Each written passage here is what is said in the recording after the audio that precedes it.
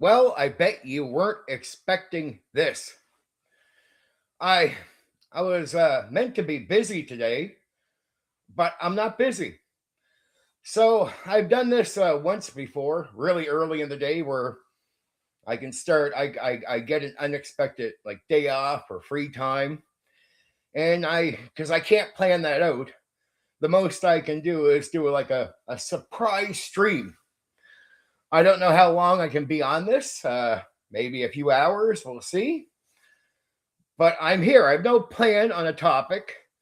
It's just that people want to talk to me and ask me questions, and I'll wing it. I'll wing it. I'll talk off the top of my head. I really have no plans. I never thought of anything before starting this. I put it together, got everything done on Restream, got everything ready. Here I am, trying not to be careless in the starting process, but no plan.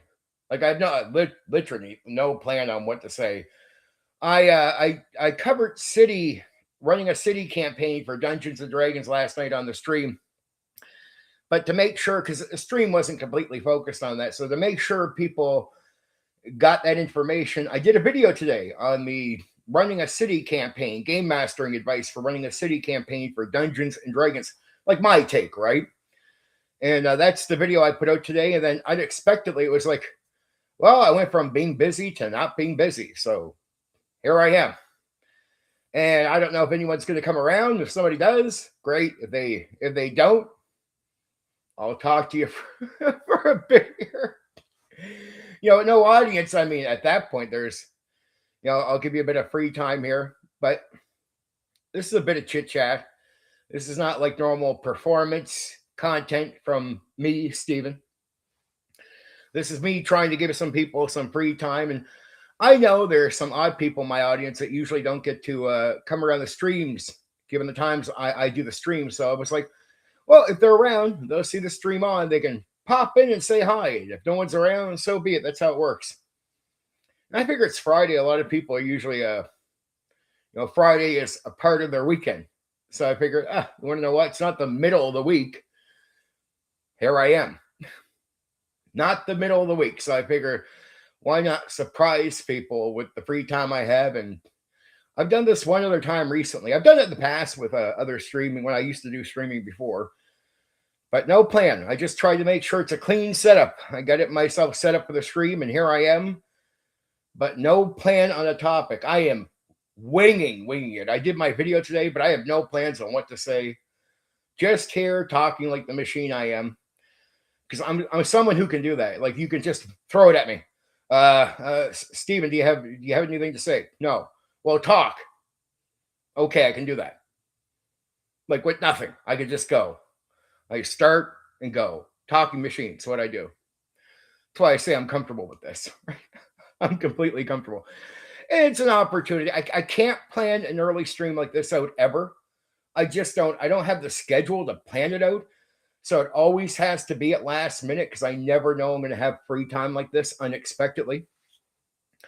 So since I went from being busy to not being busy, here I am.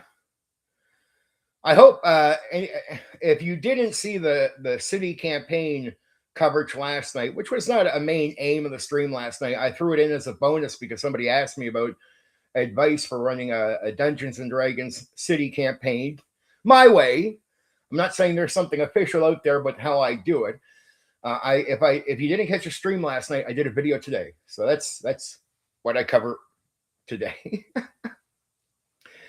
Here I am. Take a breather for a second. I could talk the entire time. It might end up being a lot of nothing, like sort of like a politician in that way. Like I keep talking, but I can perform. When you turn the camera on me, I just go. I can just walk up and I can walk into a room and not even know what's going on. And they're like, Steven, camera's on, start talking. We got an audience. Okay. Oh, no plans on talking. I can just go. That's why I think I'm made for being this performer type of person, like made to be a YouTuber, made to be someone up here, because you could just wing me. You could just throw me into it and I'll go. And I'll be ready to go. Period. I'll figure it out as I go winging it, right? So no plans. I like, even as I was putting this together, I kept saying to myself, what am I going to say? Don't know. Nothing's coming to me. Don't know. We'll see if somebody shows up and asks me a question.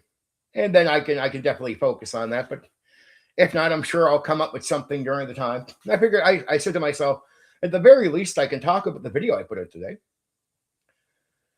I could talk about some other things. Like I'm starting to already come up with some things I can talk about as I'm thinking, as I'm talking to you. Because as a game master, I can talk and run the game and think at the same time. Like it's something I've done over the years. Is that so I can, like, I'm thinking as I'm talking. So there are sort of like side ideas coming to my mind about things I can definitely mention. Definitely, definitely.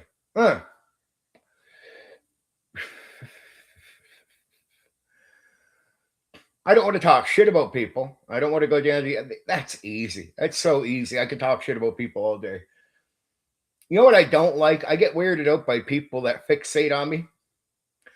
Because I had a guy so many years ago come to a place where I was working and threaten me. And this guy fixated on me. Like, it wasn't just that he didn't like me, he fixated on me. That means he would focus on what I'm putting out in content, what I'm saying on social media, and he would focus a lot. Like, it would always be attention. And it was like fixation with anger. And it got to the point where it drove him so mad, he ended up where I was working making threats towards me. And so when I get people that fixate on me, it weirds me out, because now it always sticks in my head, that guy. And I'm like, well, what if this guy fixates on me and he wants to come see me? Right. And then I'll see people saying things like, oh, he's lucky he doesn't get physically hurt. But I'm talking about tabletop role-playing games. Or I'll disagree with somebody. Or I'll call it some lie told about me. It's like as if I'm starting some drama or being some really bad person, right? And the way they paint the picture in their mind, they're just gone, because they've lied so much about me to themselves that they actually believe this stuff, and they're fixated on me with anger. I make any statement on, say, X, for example. There's some people on X where they paint everything I say in a certain way because they don't like me. It's not like I'm saying that for another point. I'm saying it because, oh, I'm bothered. It's like, oh, okay, so you won't give the statement a fair shake, or consider I might have said it for another reason. It's you're mad, you're fixated on me. Guys that get fixated on me is weird. I know some guys where I'll see them put out content, like say they're doing a lot of stream all the time, and they always have to, if not say my name directly, say something in my direction, as if they're really mad at me. I'm like, why do you think about me every day? Why are you thinking about me every time you go to record? Hey, Miles, what's up, dude? Woo. How you doing, Miles? I hope you like the stream last night. I hope you like the city thing. I did that again, right? I don't know what you think of my 5e video, but that was just some truth. I was being really honest in that video. I wasn't trying to just outright attack them. I mentioned people that are famous enough that they're not going to be bothered by some small YouTuber mentioning them. So I did that innocently. It wasn't like it's like these guys they have too big of an audience to be concerned if I mention their names, and they're too public. I can mention names without, and I say in the video, I don't really hate these guys at all. I'm just using them as examples, but they're well enough known that there's nothing I'm going to say that's going to hurt them, right? But I'm making the point that I have, over the last so many years, I meet a lot of 5e DMs, even before I ran 5e, that will have issues. And it comes from listening to guys that are well-known content creators that I know they're guessing. They're not even for sure what, even if they're having success at their table, they've only been doing it so many years, and I can tell they don't know exactly what they're doing. I've been doing this since 1991, so I could explain to them what they're doing. I could verbalize it to them in a way that they'd be like, oh, that's where I'm getting it wrong. Like, yeah, you're guessing, dude. And you're trying to give advice out based on your guessing. The worst thing is when a 5e guy listens to your guessing, takes it back to the table, and it screws them up. Because what you're saying to him isn't right? Well, that's it. Like, I mean, it's all it is disagreement. I don't know how many times Miles were public people. And I've even heard Matt Colville be very fair on this. And all public people I know that are honest, they're like, look, it's okay for someone to disagree with me. This is part of being a public figure. You put yourself out here, you say what you think, and people have the right to either agree with you disagree with you, or be neutral. But either way, you can't take a disagreement as an attack. That is an insecurity. That's living in a bubble, right? You can't, yeah, if you don't want to have somebody disagree with you, say what you want to say in a private setting, in a private group. But if you come out in public, you got to just understand people are just going to disagree with you. You can't paint disagreement as an attack, right? That's all it is. That's exactly my thought. So it's not like, even if you listen to the video, at points I'm saying, I think Bob is a nice guy. I think Matt's a nice guy. You don't say that if you're initially attacking people. All I'm saying is I think some of the advice is flawed. And if you think something's true and there's no real nice way to say it, you got to be more direct. And to me, if I wanted to say this stuff, I would have said it like it's been happening for years. So if I really wanted to go on and complain all the time, I would have said this stuff for years. But I'm pretty neutral on 5e content creators. I'm actually pretty neutral on Matt Mercer. When other old school guys will complain about him, I don't. And I even give him compliments for his success. I have my criticism, but it's like not enough for me to say, like, get really mad about it. Like Matt Mercer made one comment that you could paint it as being opposed to player agency. And so a bunch of old school guys were complaining, oh, he's against player agency. Yet, if you go back 5 years, you know something about the old school. They bitched about player agency as a thing. So they were like, yeah, player agency, fuck player agency. Suddenly, when Matt Mercer seems to say something that could be hinting opposed to it in some slight way, suddenly they care about player agency just at the right time to attack him, like to complain. I'm like, wait, I'm literally watching guys I know that says player agency is bullshit. And then like 5 years later, oh, he's against player agency. Now we care. Like, fuck off. Now, if you go and track my back statements on it, I don't become dishonest because I want to attack people. So my past statements is player agency has always been a thing in the hobby, even if we didn't call it that. So as far as players having the right to their characters, it's always been a thing. It's like, I remember getting painted as an authoritarian DM because I would say the game is mine by like traveler people that had an opposition. I'm like, well, am I saying it as an authoritarian, or am I saying the game is mine for the same reasons you say the character is yours? And when I get people to think about it, it makes more sense to them right away. I'm like, well, I make the world and I run it. You make your character and you run it, right? So the idea behind your claim to your character is not really different than my claim to the world. I run the rules, right? So I cover the rules. I'm authority over the rules. So the rules are the game. I say the game is mine. The world is mine. The NPCs I create, I run, they're mine. But I'm really not saying it in any different way than you're saying your character is your character. So when you realize I'm only saying it in the same vein that you're saying your character is your character, what I'm saying is not authoritarian. And when you actually look at, I could go to run Traveler and say, the game is mine. I could do the same thing. So it's not really a difference. It's when you misunderstand me saying the game is mine to say, you'll say something like, you can't give up control.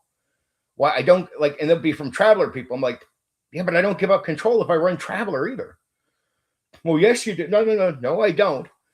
Traveler just has a game system that takes care of areas where I don't have to push my authority. But if you read into the text, it says Game Master still has final say. It's no different than D&D. I have full authority over the Traveler game. I'm not insecure. It's just the way the system works. That's why I think that kind of language is stupid. It's like, dude, I'm not saying I own the game because I'm insecure. I'm saying I own the game or own the world because I'm claiming it the same way you claim your character. That's all, right? And there's a certain amount of authority to manage the game that I'm going to have. And that authority is, in some side games outside of D&D, it tells you straight out, you have to put the players in check and get them back here to do this. That's forceful authority. It's called managing the game.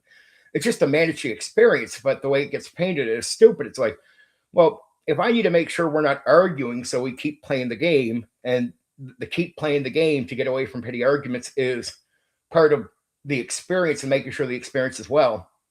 I have to push authority like, okay, I have a rule. You can if you question something, you can question it, right? But I do this for all games. It's okay as a player to question something. I'm not going to say don't question something. My thing is, if you question something and I give you a response, that's it, unless I ask for further dialogue on the topic. Right? I don't mind, but I'll tell players in social contract before we start. Beyond that, if there's any further conversation to have, that can happen before or after sessions. Right? So in a session, you have the right to go, hey, what's up with this? Fair enough. Here's my response. Unless I ask for further dialogue, you need to accept my response and move on. And if that is not good enough for you in this game, nobody has a chain around you. I can't force you to play, but you can't control the game either. So either you stay and play under the social contract that we have, or you leave and find a new game. And you have all the right in the world to get up from the table and leave. Nobody is sticking you to the chair. Right? So when people try to argue things like, oh, you should be able to sit there for an hour and argue. No, you don't, because it's like Gary said. So only if Raw overrules you, it becomes a necessary thing. But Gary Gygax has it right. And I don't praise him on everything he's ever said because he contradicts himself when he was alive. But he said one thing that's just true. DM, or if you want to replace DM, put Game Master. Game Master is, in a way, king. No, give me a moment.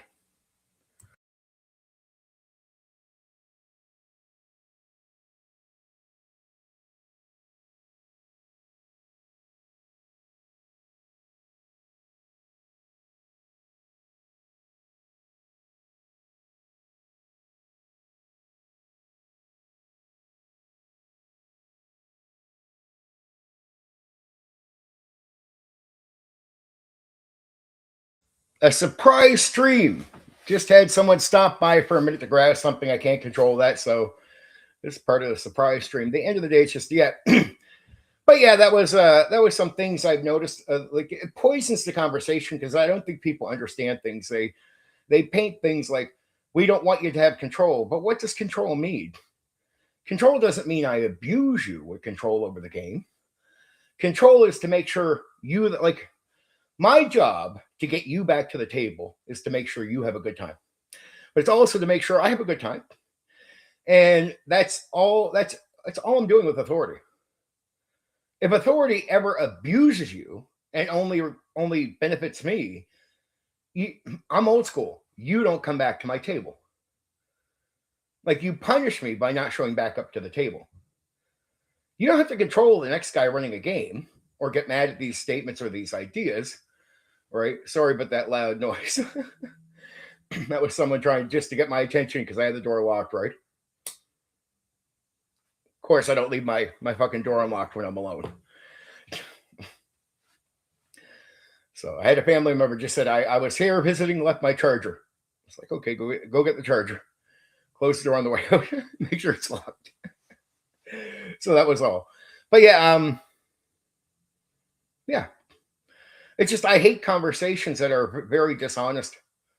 Oh, here, guys, like you can't let control of the game go. Well, what, you play Traveler?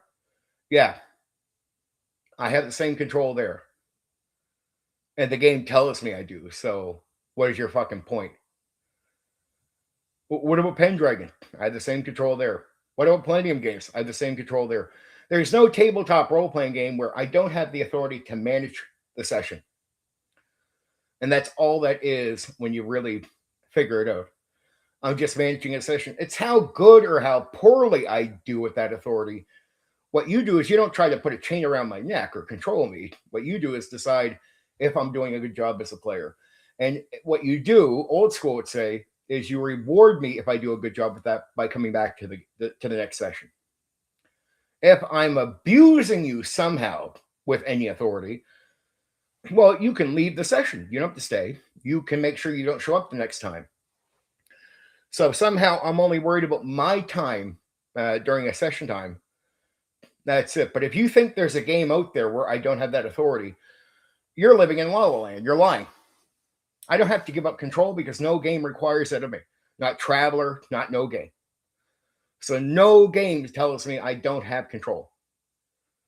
There's not a single game out there. So the concept that you're going to play a game where I don't have control, you're delusional. You're lying to yourself. It's unintelligent.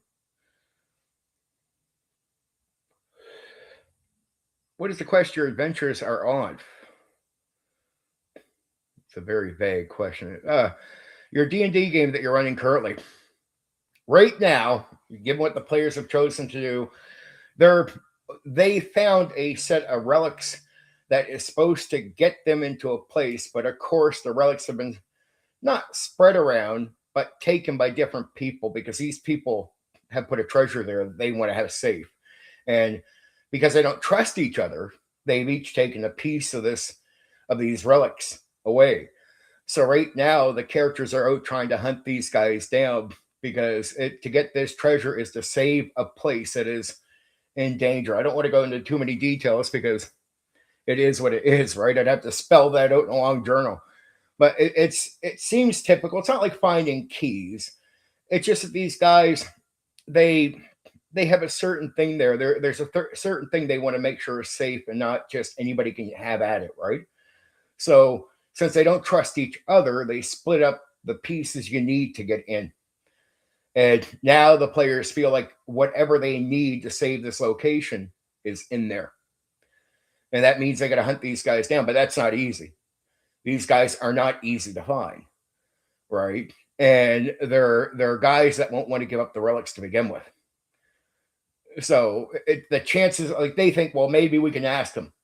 Maybe. One guy they ran into already, they had so much trouble with that he's tried to have them killed.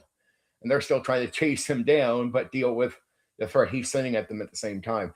Now, at the same time, they're also causing issues for other people, and they're giving out too much information. So now they got a whole other group that now has heard about this thing. Now that group wants added as well.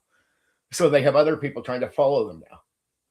It's turned into a bit of a funny treasure hunt where they're being attacked by a guy they're trying to find, one of them.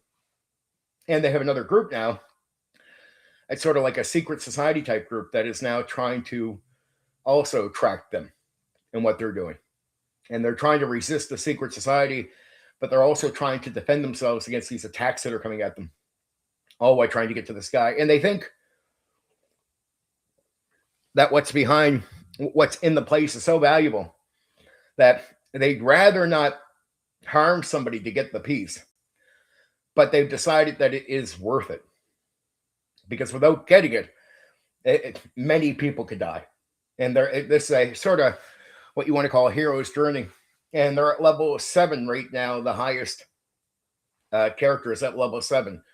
So they're at higher levels. And this is a stage where they've gone from being your typical farmer early on, went through all the heat to get where they're at. And now they're at a stage where they're way more credible as characters to be able to get out there and get these relics.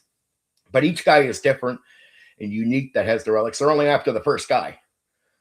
So going after him is quite hard. And having the secret society catch on to what they're after, now the secret society wants what they're after as well. And so it's a confessal, right? Because the secret society has way bigger ideas in their head for some type of takeover of everything. Where in a way, the guys that own the thing, they don't care. They're not really nice people. They just don't trust each other. That's why access to it, and they couldn't just move it from where it is, but just access to it. They had to split up the things between themselves. It's the only way they would split up without killing each other, right? So the only way they would leave each other and not just try to kill each other with the whole thing was to agree to, you take a piece, I take a piece, you take a piece. And so the characters are like, so to get to this thing, we got to hunt these guys down.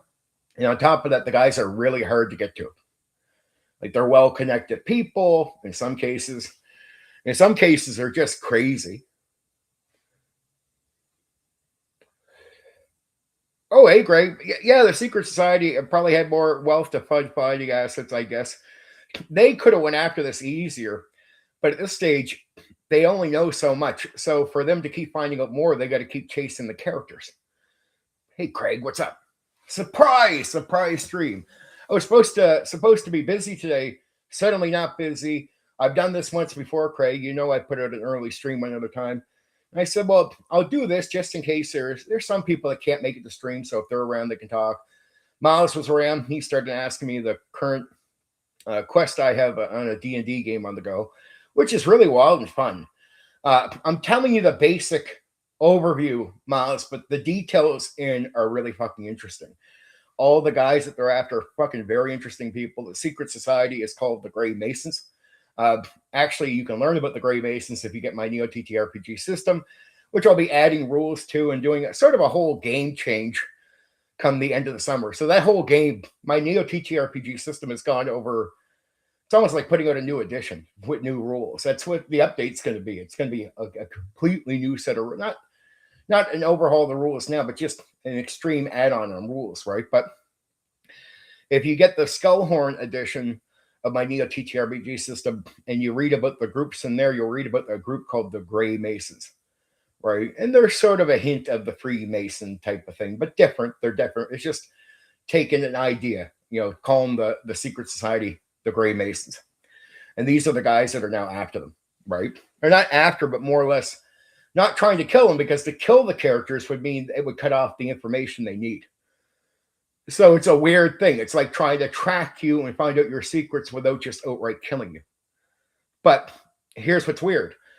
They recently had the Grey Masons help, save them. They were going to fucking get killed by this group that was hired to come kill them. And the Grey Mason that was following them saved their life. Pretty much, they were about to be attacked, but he let them know they were going to be attacked. He's doing this to keep them alive because he needs to fucking find out the information. So even though he's not on their team, they don't want them dead because they need to know certain information. So this Grey Mason out of nowhere just says, I know you don't know me, but I got to tell you what's coming.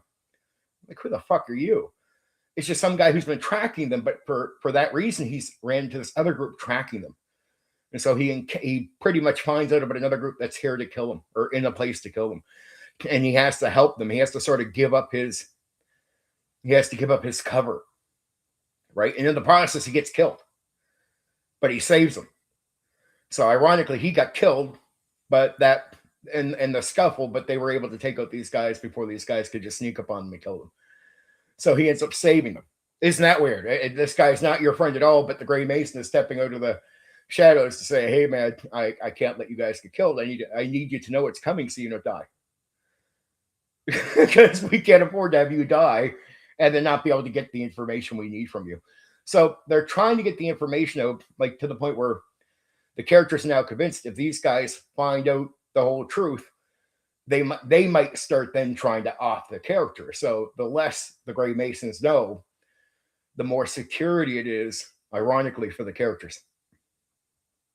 So at first they were careless about giving out their information. Now they're very, very fucking careful, right? Now they're extremely careful. So that's the current D&D game I have on the go. And that's been fucking interesting and fun. And the guys that are playing, I got 2 female players. They love it. They fucking absolutely love it. They think it's crazy to have this group after them that one doesn't want to kill them, but he's trying to find out secrets from them. And then to have a guy who is just like, no, I won't let you find me. I know you're after me now. So this guy has discovered that they're after him for the relic. So he knows, but does that mean the other guys know, right? It's very sunny here. I'm still trying to negotiate the UV ETC without triggering a migraine. Might not be able to see comments. Totally. Craig, if you can listen, it's all that matters. Even if you couldn't listen, so be it. Take a time out, dude. But if you can listen, and just skipping reading some of this stuff is going to get you away from having a migraine, don't worry about it. It's good giving the heads up to the rest of the chat. You're just saying, hey guys, I'm sorry. I don't want to seem rude. I get you.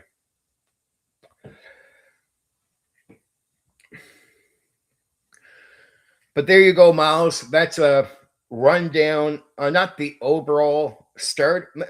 Remember, I do sandbox. So this plot wasn't planned out. It's something I built up over time.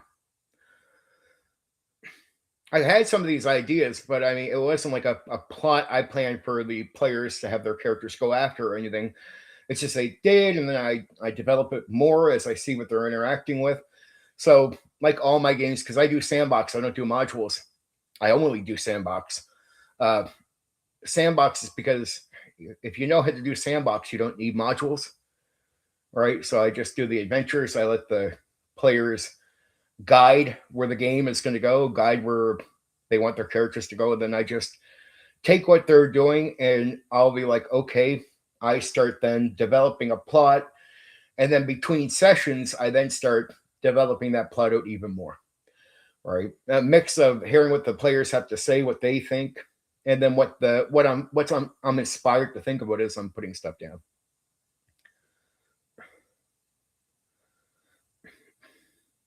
No, I know you do.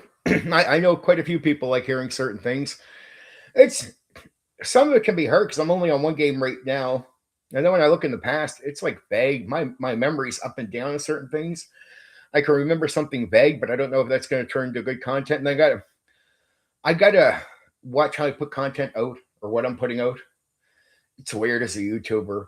It's like some things I want to feed, some things I gotta feed iffy. Like it's almost better for me to sometimes answer you right here, Miles, for some of these type of questions. Like being able to do this with you is more effective than me putting out a complete trying to put out a video on this.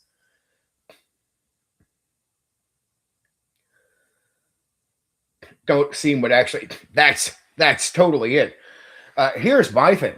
I make sure of that because I'll read a journal thing and I'm like, okay, go listen to the session, man. All right. I mean, this sounds exciting when I read it. What happened at the table is fucking boring. The difference with mine is, and I'm proud of this, my sessions will be fucking, at least I'll say this personally, they'll be awesome. And the write up undersells how good the session was. Like we're so fucking burnt by the end. It's just like, all right, we did this. But if you listen to the session's fucking exciting. Players are fucking on. We're going. If I do the big write up afterwards, it's hard to take that energy. I don't know. I'm so burnt. It's to put it over. It's weird. But then I'll hear sessions like you're saying, where the session is really slow. It's not exciting. It doesn't feel exciting. Even the people in the game aren't that excited. But when you examine, I guess, what they're going to say that happened, it sort of did happen. It was boring in the actual session, but the write up makes it sound good. And some people, here's what's sad, Miles. Some people are, oh, I hear you. I wish I could make magic happen, dude. It's not from shyness. I mean, I hope you can tell that I'm not like someone who wants to hide my gaming. I just need people that want to do the live stuff. And game players in person, look, most people just want to have what's meant to be the experience, which is they don't want to have an audience. They want to play the game and have a great time. They're not here for onlookers. So the people I have in person are not people that want to be on the computer. And then there's part of the heat I get. So some people don't want to be on because of the heat I get. So they'd rather be disconnected from that. And then it's recruiting online. Like I say, if I was talking to other YouTubers, I just got to be real. There's an echo chamber. I guess if I didn't have heat with them, there's probably quite a few guys in that echo chamber. If I talk to, I could probably run games for them on the thing, but I'd have to do some streams, do some panels with them, do that. That's how you could see some of their live gaming, but those guys spent time getting to know certain people. I'd have to put that time in with certain people and get there. I just haven't had time like to come on here and do that for a long time. So I'm trying to now. Like I said, I started that community, but now I got to get strangers I have no connection with, and mostly not YouTubers, to first off cross the line just to talk to me. Right. So I can get some people in the audience, but very few, because some people are shy. And then even as they get in and I ask them to do stuff, it's what pace are they going to do it? Like I told the guys they can make up characters for a second edition game. Nobody's pitching me any character. I said, let me know when you got characters done. Nothing. And I'm not forcing it to happen. I'm letting them go at that pace because I'm just too busy to put force on it. So they threw me a bunch of characters today out of nowhere, like all three of the players that are currently I'm talking to, that has said, like it was a little vague because it was hard. I was trying to get information from. They initially didn't give me any information. When I finally said I need that information, they finally say, "Okay, here it is." And I say, "Okay, we'll decide in the game." So it's a lot of vagueness, right? It's hard to be too direct when you're trying to find stuff out. And I don't just know things in person. I can just go pitch something straight a day, and I know people will sign up. So it's a lot easier, right? I'm banned on that site. Like 3 of my emails are all banned on it. I know what you're talking about. I can't get on. I can't sign on. I'm banned. And I'm not banned for anything I said. I went on to groups and posted because I only pick groups where you can post your content because look, I'm a content creator. I want to be able to share my content and widen my audience, right? It's not trying to spam or be cheap, but I was like, I just looked at how other people posted their content and went, okay, I'll just post how they're posting. No different. If you see how I post on any other site that I'm on, you'll notice I'll bring out like 10 videos. I might post 2 of them because I'll be very picky about what I'm willing to share. So people don't call it spamming. And I try to make sure it's on topic for the site I'm on or the group I'm in, right? So I don't have any heat with people because people just call anything you do when you're sharing content spam or something like that. So what I do is I just follow what I see other people doing. I did that on Reddit, but probably the few times I did it, I had certain critical thoughts related to gaming and probably politics, and they didn't like that. So one email gets banned, next one gets banned. And I'm not saying anything, like I'm not posting any video that's controversial. Controversial. It's just the overall statements I'm making elsewhere where I guess I'm getting punished for stuff I'm not even saying on the group, right?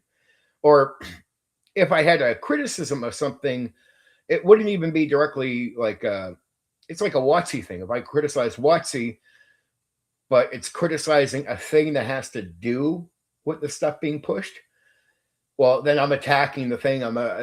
That becomes something bigger than what it is. It's not just me saying something about gaming; it's perceived as something else. So then you get banned. So I don't know if I can get on a subreddit thing. I don't know too much about it. I just started ignoring the site because I get banned so much. I just like, okay, well, if I can't be there, I'm not going to bother going to read the stuff. I imagine there's people that talk about me there and everything on different Reddits or groups. Just like whatever.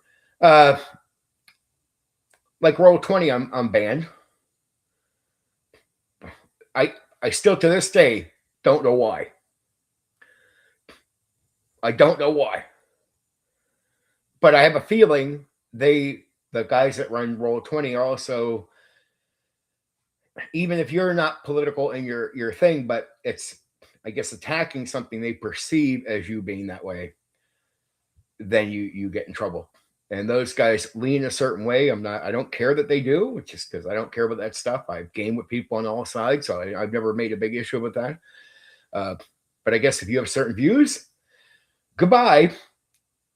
But then it's weird because I deal with drive-through, and that's connected to them. So it's weird that I had that connection, but then officially on Roll20, I'm banned, which is not too bad for me because I don't use miniatures. So being able to use Discord and having a dice roller works for me because I do pure theater of the mind. So I've never gotten butthurt. Like I'm just replying to you. Like I wouldn't even talk about this because if just freely, because I'm not butthurt about it at all. But I'm banned on Roll20 and I'm banned on Reddit for very reasons I think are completely innocent. Like not a controversial person going on there, not giving heat that they would be unhappy with, that they should be unhappy with. But I guess if you say something somewhere else, or if you criticize something about a game that's perceived to be connected to something, it must be that. Well, okay. It's like me saying just about certain issues like representation. I thought representation in D&D is stupid because the idea is to escape and be somebody you're not. So if the whole concept is you're meant to be playing, it's a chance for you to be somebody you're not. what's the point of representation? Right? Like if I'm going to be somebody I'm not, then I'm not looking to be represented. I'm actually looking to play something that doesn't represent me at all. That's the whole point of it, escapism, right? Oh, it's okay, Miles. I'm giving you an honest answer. You want to know? I'm telling you. So for that reason, I don't have sites where I can just go and recruit. Right, like that's not so easy for me. Now, when I first came online, the reason I had an easy time filling up a game is I would go on Merc. So Merc had a dice roller, and then they opened this program that I no longer have anymore, but it was great, called Open RPG, and I spent like 8 or 9 years between Merc and that, being able to fill up a roster of players in 10 minutes of announcing a game. I'm recruiting, boom. I'd have 50 people in the room. I could have 20 people wanting to join, and it's like, okay, I'll pick out 5 or 6, right? And that's it. And so I could fill up games like Breathing Air. It is weird to take a long break off game and come back, and then you try that again. But if you have no certain connections and you have haters might paint that as you're failing to get players to join. So it's like, well, no, I'm banned here, I'm banned here, I'm banned in all the places where you could properly recruit. And then what do? Well, then I'll announce that I'm going to run a game on YouTube. But then guys are shy or they're tribal, like they're in their tribe. They're part of the hater circle, so they won't join even if they like my game. Then they're shy people. So if you put all these layers down, it's really hard just to pick up players. And I don't just do panels with other YouTubers because they're part of an echo chamber that doesn't like me. And a lot of guys in there, they have no reason to hate me, but they just heard that I'm bad, so they all believe it. And then it's easy, I guess, if you want to falsely paint me as somebody bad. Like if I say something you don't like to hear, instead of just accepting I have a different opinion, it's easier to just, oh, screw him. And I get the opinion pisses them off. So instead of just them accepting that I have a different gaming opinion they don't like, it's they want to throw me into the bus, right? Now, if you're already in and they accept you, then they can handle certain opinions. But if you're not in, say goodnight. Say goodnight. And to a degree, if you don't bend your knee to certain people, that's it. That's it. And then some YouTubers might be jealous of other YouTubers. It's just true. I know some guys that would say, Steve and I have you on the panel, but it's not my audience that has an issue with you. My audience actually would like to see you go on the panel. It's the other guys. I'm like, oh, so it's other fucking jealous people. It's jealous other people, YouTubers, that are ruining the opportunities. But the audience itself would like to see me go on. But guys that are jealous don't want to see me go on. I get it. I get it. And when you put me on a topic that they're talking about, they'll say, I hate to say it, some guys will sound very simple because they don't know much about it. They have a hard time explaining it on the panel. Put me on the panel and ask me the same question. Dude, I'll be able to answer that in great detail. Right? I'm not shy about a debate or an argument or a disagreement, even though guys would say that for years about me, yet I go on live, I say things, my own audience and people coming aside can freely disagree with me. As long as you're not lying, I let you. It's just I don't like deceit. I'm picky about deceit. But guys will say this. They'll lie or they'll just throw insults and then say you can't handle disagreement. Like you're just painting a false picture. I can handle disagreement. I think lies poison the dialogue. I think name calling and insults is immature and poisons the dialogue. If you go around my videos, you'll notice there's guys that make comments that don't agree with what I'm saying. No. Plus, the other thing, Miles, is some things you could probably bring up to me I might not have heard of because outside of YouTube, I'm busy. Some guys have mentioned stuff to me like, have you heard of this? No. Well, dude, I have a life outside of doing YouTube. Not complaining. I'm just saying that's where some people get it wrong. Some people that do YouTube, I swear the fuck, they have no life. They can spend all day on here checking everything out. I'm like, dude, I do this and then I got to go do shit. And if I'm not busy, I'd be living on the streets or in a tent city in Canada. So the point of being busy is I'm not a retired guy with money coming in, right? So I got to make life happen. It's not like, and we all know, it's not like YouTube pays the bills. It's not like all this stuff pays the bills. The most I would like to get from like YouTube and that is, hey, I pay for some stuff online to help me interact with you guys and do some other things to spread the content. It'd be nice to have most of that covered by the little bit I can take in from the work I do here. Like at least have that covered. And then maybe, get enough that where I could extend some stuff with Discord, extend some stuff I'm doing online, but not like I think it's going to pay my fucking bills, right? Be like, but just do some stuff online, cover the stuff I do have already I'm paying for monthly. It'd be nice. It'd be nice to cover that with the work I'm doing. I work my ass off to try to make that happen. I think that's realistic. That's a realistic goal to aim for instead of expecting to make enough money to pay the bills off what I'm doing. Like that's something if it came, it came, but it's not something I expect, right? It's foolish to even think that way. Now, do I aim to work hard enough to have an opportunity? I do, because I want to grow. But I'm a realist, though guys like to paint me up in a false way. Lancer seems cool. It had mechs. Are you talking about a game? I'll assume you were talking about a game now.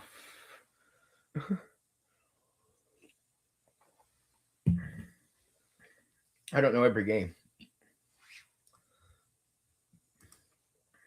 I like mechs, though. I have mechs for my modern Neo TTRPG system thing. Though, again, I'll announce it here. The Neo TTRPG system is going through a complete overhaul. New rules, changes, the whole nine. So, whatever you have originally, you can just download and you'll have a copy of that. But I'm going to put up a new thing. However engaging it might be, there's a big difference between what a player experiences through immersion in a game and what can be observed passively. What do you mean by the observer? Yeah, I've always said that, and people misunderstand what I mean. I'll be like, a good session where players are immersed should look a little boring to the onlooker. It might look a little boring to the onlooker. Because when you're truly immersed, when you're in your mind, your performance, it's different because you're in the mind of other people. Everyone's inside their mind in the imagination. So the performance is really happening here. That's what a lot of onlookers wouldn't understand. Your performance in a tabletop role-playing game happens here. So that's where I tell them unique voices or special voices mean absolutely nothing.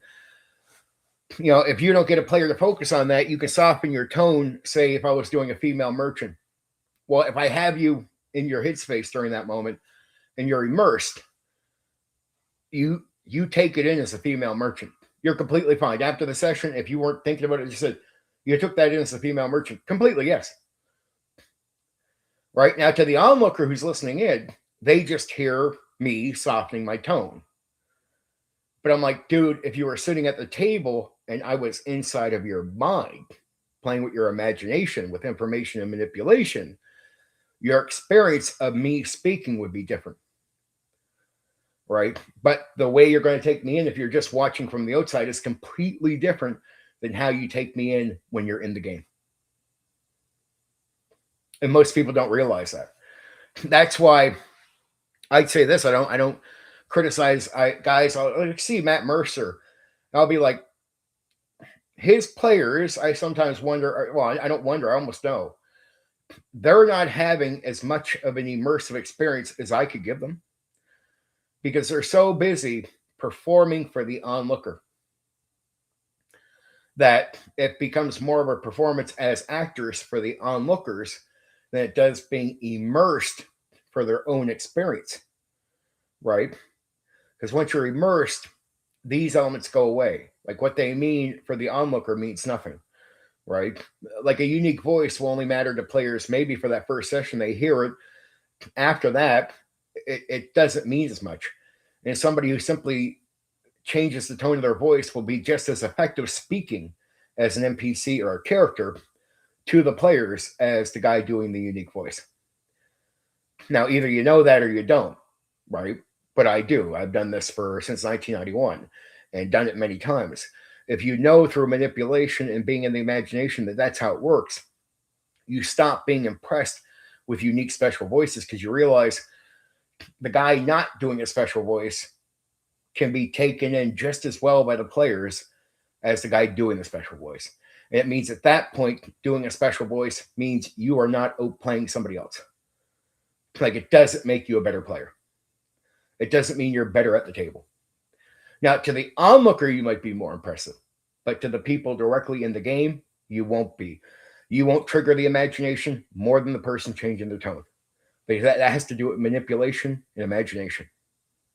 So once you understand that through manipulation, the tone change is all that's required, it should give players more confidence. And you realize if you say somebody's better than you because they do a special voice, that's false evidence of being a better player. Being a better player means what you say, right? Not the voice and you do it, but what you say matters in a game because you're trying to get information.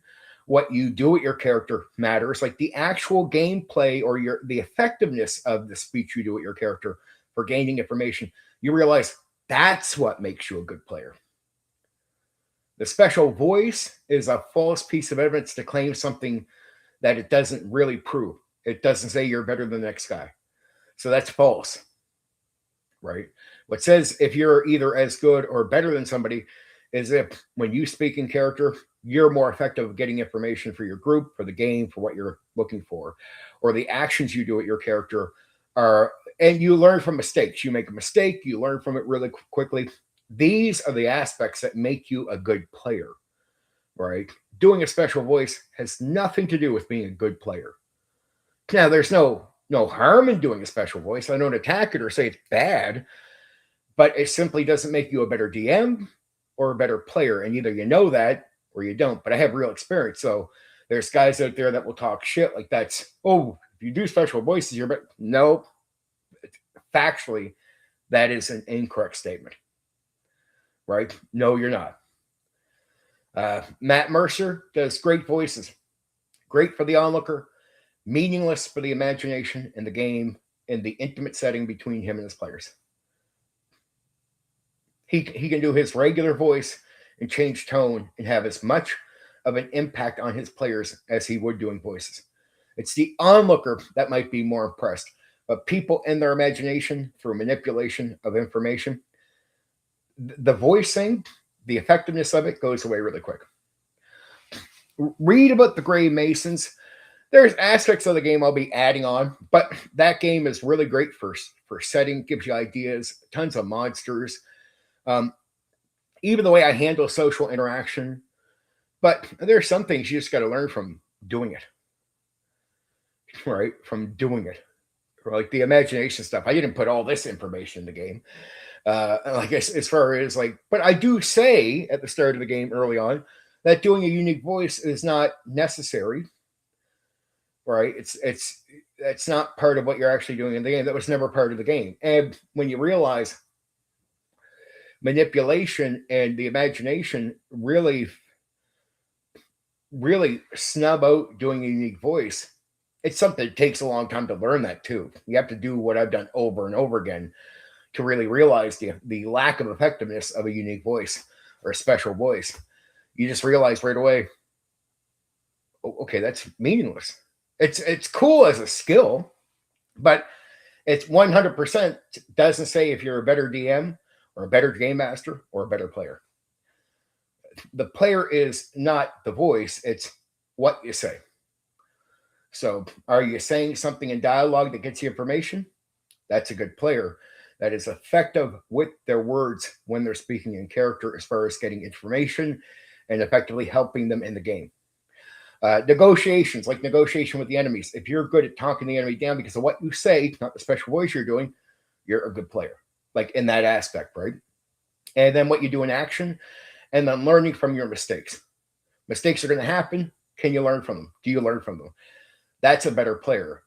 If a player is sitting there doing a unique voice It mean it's an interesting talent for a minute, but the meaning, the effect that they'll have on the other players for immersiveness goes away. If somebody says doing special voices is more immersive for me, they're just making that up. It can't be. Like, you will be manipulated in your imagination through just somebody changing tone. So you could say otherwise to disagree, but you'd be lying to yourself and you'd be lying to me. Right. So the special voice is good for like the first hour, maybe. After that, you won't care. And if you were new and this was an issue for you, you wouldn't even think about it. Like, yeah, he does a unique voice. Like an hour in, you wouldn't even fucking notice it's a big issue. You'd be taking a DM in who just changes tone fine. And most of the better players I've known, I guess, got to be real with you, are guys that don't even, like, I know guys that can do unique voices that don't. And the reason they don't, they've been playing long enough that they know that's not a big issue. I know all kinds of guys, they'll do unique voices, like in front of the other players. They'll be like, why aren't you doing a unique voice? He's like, I don't have to. But he realizes it's ineffective for the game. So he just stops doing it because he realizes by simply changing tone, your imagination will take over. So when players get wise on these things, they stop worrying about doing the voices. They just go, okay, it's not a big issue. Like, you'll take me in as well, changing tone, as you would doing a voice. So who cares? That's a sign of experience from a good player.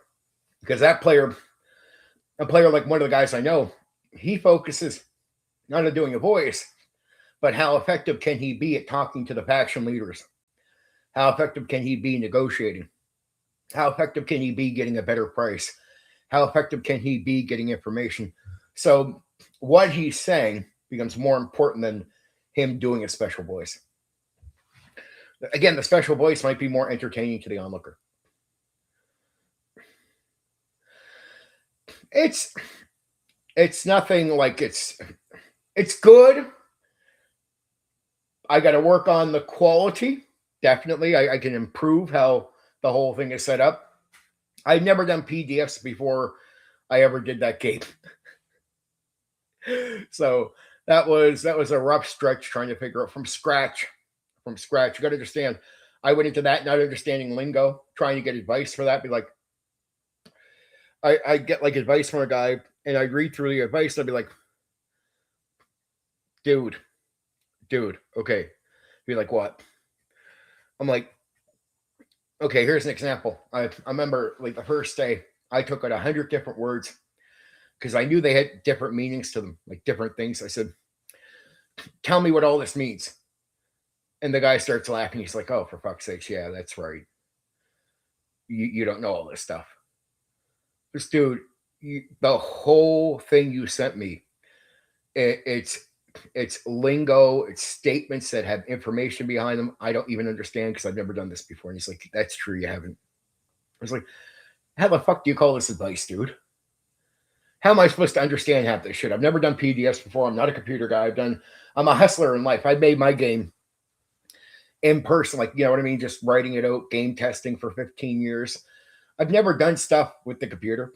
And I'm an older guy, so the PC wasn't a big thing at a certain stage of my life. And then when I started making money, I got hustled in life and I gamed. I said, I haven't been on the computer learning all this shit, dude. I haven't wasted my life away on the PC.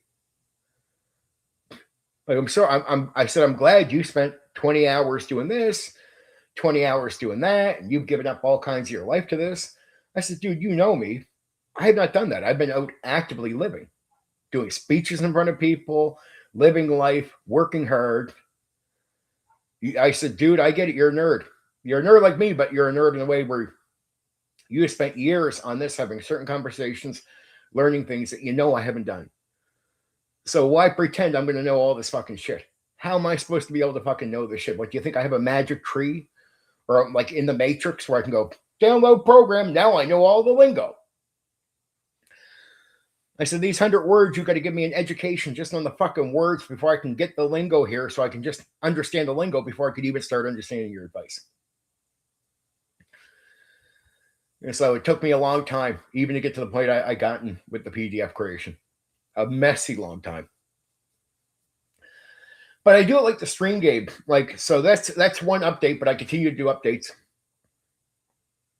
I sort of went at it like stream games like Rust and DayZ, where I said, I'm never going to have if I wait to put out a polished product, I'll be retired and just about dead. And my experience with putting it out would become, in that way, meaningless. And I don't have other people. I don't have the money some other people have because I was in debt because of my last relationship of 14 years. So I'm in major debt. I have to pay the debt off. I have no money, like no money. People are like, why don't you just put $5,000 on this? I'm like, dude, okay. I got my check. Within an hour, my bank account's empty. Where do I get the thousands of dollars to pay for that casual thing over there? You got it? I like how you think I have it. I had to restart my entire life. People don't get that.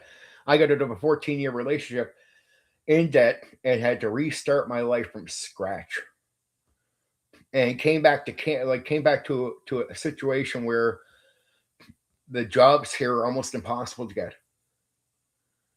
To get even a medium job is just about impossible if you know anything about what's going on in Canada. And to even get a low-end job is extremely challenging.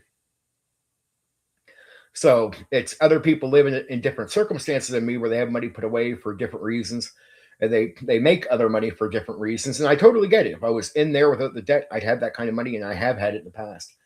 I'm like, dude, it's like, well, why don't you just pay to get like a cover for your game? I mean, it would only be like maybe $3,000 or $4,000. Well, dude, if I get paid and within an hour my bank account goes back down to zero, do you have the $3,000 or $4,000? Where the fuck do I get that? Does money actually grow on trees? Could I run out to the tree, shake it? Oh, there's the money I need.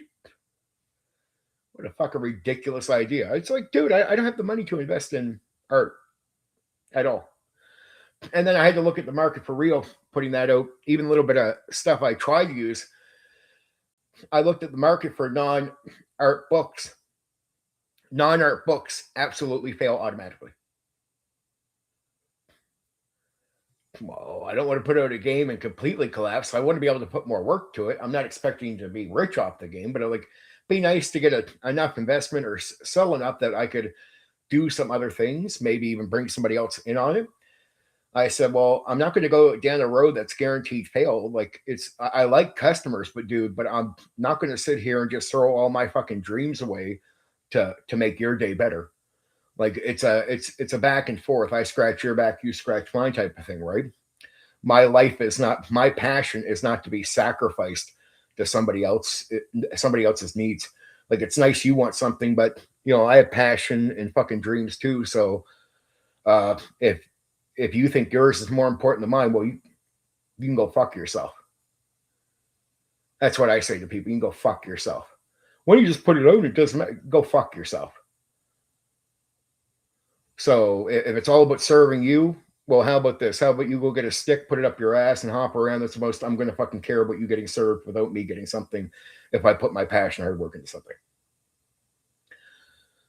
You go fucking waste your passion on people and see how happy you are doing it. Stop asking me to do it. How fucking silly of a fucking demand that is. Or asking people that don't have money to fucking, oh, you have like a few $1,000s? No, I don't. So fuck off and stop asking me stupid fucking questions. Why don't you just casually go do this? I can't casually go do that. Most people can't. So why would you ask me a stupid question like that? And the guys that do that stuff sacrifice their living, the way they get to live. And then when they do that, people act like that's not a big issue. They'll live in squalor trying to get art for a fucking thing and pay for it. And instead of people respecting them for it, they're just like, well, it's nice that you got that.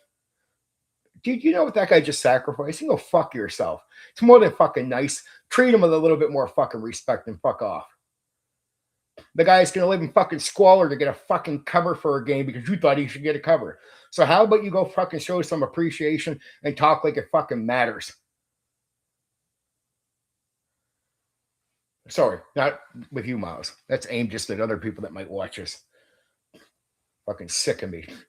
People are so fucking selfish, heartless, selfish, fucking hollow inside, are fucking thoughtless about their demands of other people.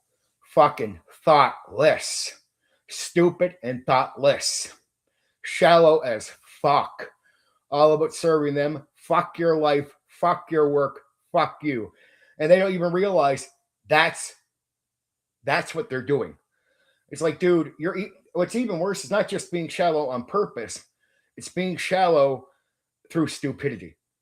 That's worse. Like if you're a piece of shit through stupidity, that's worse than doing it on purpose. Read a fucking book, get an education, learn how to fucking think, and stop being a fucking thoughtless clown. I hate people like that.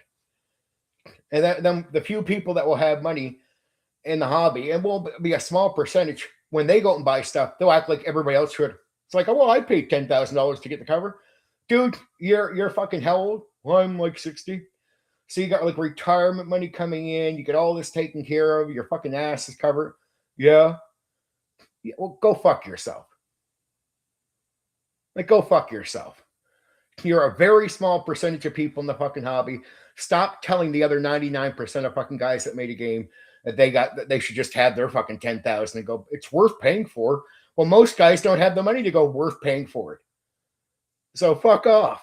Stop talking like that and start realizing you're like less than 1% of the guys making games. And your game is no more important than everybody else's fucking game they want to put out. And nobody should have to fucking wait until they're just about fucking dead to put out a fucking game to appease people. So I put up mine just not caring what people say. I still don't care. Well, it's not this. Well, you can go fuck yourself. I didn't want to wait till I was just about dead to find out what it's like to put a game on the market. So I went, yeah, I'll do it like Steam does it with games. Like Rust. We would not have Rust today the way it is if Gary didn't put out Rust Legacy. Right? You wouldn't have DayZ the way it is if somebody didn't make a cheap mod for Arma 2. And then start a game where it was barely fucking functioning, and then over time, build it up. If either one of them waited until those games were polished, you wouldn't even get the game polished. They would have never had the money, the opportunities. We wouldn't have Rust or DayZ now. And so I said, if most guys are in the financial situation that they are, which is like 99%, why shouldn't we be able to do what I see very genius guys doing with Steam PC games? Put it out where it might not be exactly polished where you want it to be, and then over time keep updating that son of a bitch and get open-minded fucking customers who don't fucking hold it against you for the imperfections and go, want to know what? The written word, the actual text is a good game. I'll support it for that reason. And then over time, that investment, that support is what gets you better product. I can't, and 99% of guys need something like that. If not, there's tons of games that will never hit the market. And if you go back to the 80s and 70s, that's exactly how guys put out games. And if they didn't get support back then, we wouldn't have 90% of the games that came out. You go back, they look like absolute shit compared to the expectations today. So the expectations today from customers is stupid. And what they do is they hurt themselves and they hurt the hobby, the customers, a lot of them. Not all, but a lot of them. I'm like, you're the reason 99% of the potential games can't hit the market. Well, why? Well, because you have unrealistic expectations of people that can't live up to them. And so you're going to cut off all these fucking great games for some shitty games. And then what's even worse, customers, later, when those games don't come out, you're going to complain about the lack of games. Well, why is there more games out? Because of you. Well, why can't I get the game? Because of you. Not you specifically, people, but just the customer. It's because of them that they don't get the game. So they'll complain about the thing they don't have, and it's because of them themselves that they don't have it. I'm like, well, make it that people can bring out games in a way where you're willing to support things in an open-minded way, the way they did in the 80s. And then you might get the games. But if you keep waiting for these polished games, you'll get barely anything that comes out that you want. You'll get people that need to game the system. So instead of getting interesting new games, you'll get another clone. And you'll be like, why am I only getting clones? Because clones are easy to copy, paste, and make money from and appease people. All the original shit, most people don't have the money for it. So they need people to not bitch, not bury them alive when they do this stuff. What should be the one big takeaway from the game? That it's old school in essence. It's like trying to bring something to the new school era that's old school that has action. So I've understood the action part. That's the big turnaround. This is the thing I thought AD&D second edition, many of the old school games didn't do well. They didn't get with what you got, but how so you would go back to the old school games, and barely any of them can you properly do action and like a fair amount of it, and still have all the essence of the old school, right? So it's the idea of bringing old school out with the updates where I really thought they'd be good, which is make it combat effective, make characters that can take more than one hit, make it where it's a bit more lively, but also cutting off all the extra layers at 5e, so it's fast action, and then care about character development. So they're socializing rules, and so it aims at character development early, but it matches the one thing, which is accepting of action and survivability with the action, but that old school essence. The other thing is just the effectiveness of how the monsters work, where I don't expect dungeon play. So it's to make on surface game way more interesting, but that's really unique stuff. But the big takeaway is old school approach, but with an acceptance of action without, like Savage Worlds or Deadlands, it's a lot about action, but gets away from that old school essence. So it's the closest thing to real action that way. Every other old school game, even in the action, is always going to be too diddly to this. And there's things like bennies and hero points, which is something I'm bringing back to my game. Something in the vein of hero points or benny points, which is something that will be updated. But it's really bringing action into an old school thing where you get the experience, the feel, but finally I've done the action without it being the getting away from the mind game, the way WotC did, where they do perception checks and all this. It's to stay within the mind game, but accept finally that action is a major part of the game. Every game that has action similar to WotC gets away from the old school game. There's no old school game that properly has real survivable action. That's really what people want from the newer school, right? All right, I did the stream on James Bond 007, right? So imagine you're going to die in James Bond 007, and you got a few hero points. Sorry about the alarms. Hero point, you avoid death. What about major damage? Hero point, you avoid major damage. Now, you don't want to give out too many. You want to make it that people have to earn them, right? Pennies are the same thing, but they're just ways to avoid. They're like do-overs. They're not really do-overs, but just avoiding. Character death is coming. Nope. Playing my fucking point. So I'll be putting those into the game. That's going to be a big add-on to the Neo TTRPG system. A new point system that allows you just to avoid major damage. I sort of have it in the vein of this luck thing, but I'm going to update the luck thing. So what the luck system is going to be is hero points or bennies, which is a way to avoid character death. Now, it's not like an overkill. Like with WotC, you got to go this layer so many times. No. It's only it's meta currency. Craig got it. But you only have so many. So, you got to earn more, but you only have so many. And the idea is you might be able to avoid death. At one point, you're going to die. You avoid it. But the game overall, without these luck points, means you would die. Like if you hit, down to your bottom where you have nothing left, you would die. But with these points, you can avoid death. You can avoid major damage. You can avoid a major skill failure, right? So it's just a simple avoidance of a major failure in the game or a major harm to what's happening with your character. And you get so many of them, and then hero points are just given to you, where bennies, which is what I'm sort of copying, is and I like the idea of bennies, is bennies you earn them. So the better you play, the more of these points you get from your gameplay, right? So you earn them for what you do, and then you get them, and then you can avoid character death and all that when you use them. But it's old school in the fact that it keeps the old school essence with it wanting you to experience and embody the world, but it's an acceptance of action that old school games never accepted. And by the time action is accepted in games, it gets away from the complete old school approach. So there's no actual old school games that go at the action that way. All the action comes with games that step away from it. So I said, well, this is a middle ground that has never been fulfilled. And that was the idea with the Neo TTRPG system, was to go, I want to play the middle ground.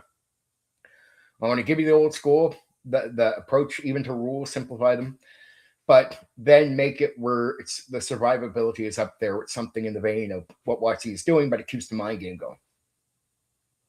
So that's the big major takeaway. It's trying to fill a gap where there's really no other game, right? And now I'm going to be adding a bunch of stuff. I mean, I'd almost wait until sometime in the summer when I put the update up. It's almost going to be like a new game. Like, I've done so much work on it, it's going to be like a new game in a way. It's going to be like a whole new system. I have so many new things coming out for it that I'd almost want to call it a second edition of the Neo TTRPG system, but it's not going to be. If you already own the Skullhorn, you can just download the new stuff. But that's the benefit of getting the stuff early. But when I finally put out a better looking thing with the new update, I'm going to raise the price up. So it's what I said to people before.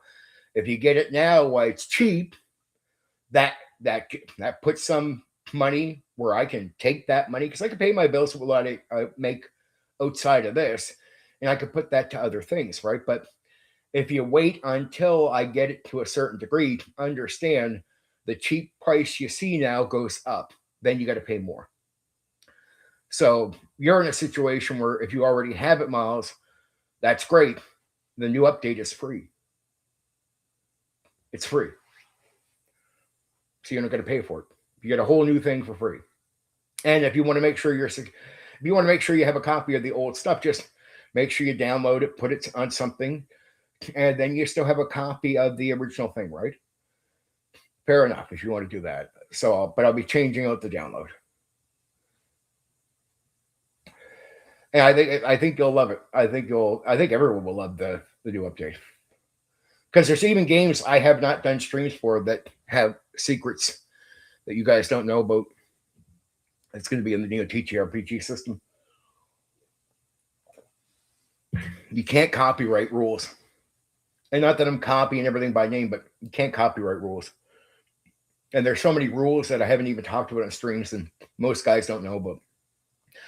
So after hearing the reaction from a lot of people for the streams and games I've covered already, I just decided, well, if they're that popular, I want to put these things into the Neo TTRPG system.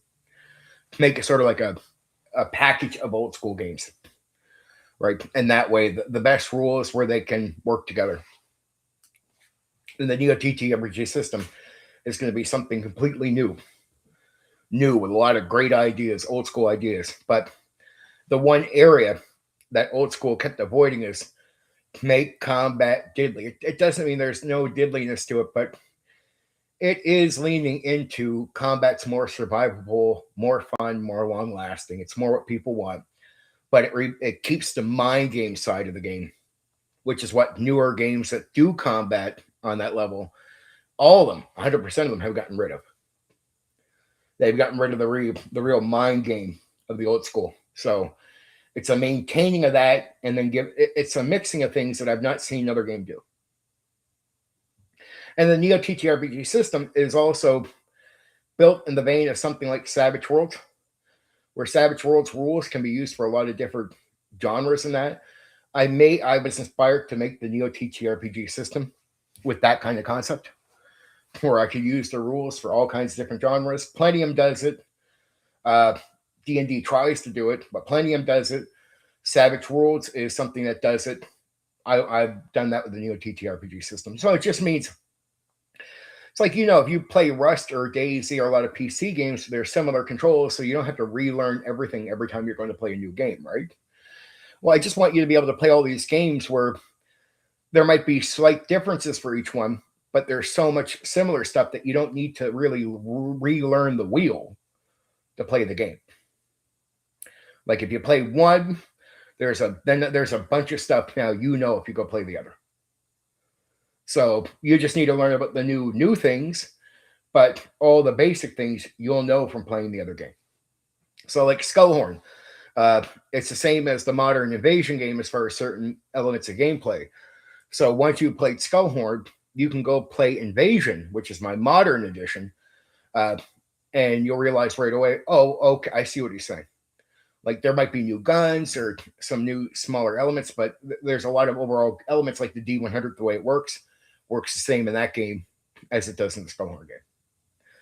And so that's where I'm going, which is, it's a common thing and it works. And I like the idea of it having a rule set that where I can make not just one game, but a variety of games with the same rule set.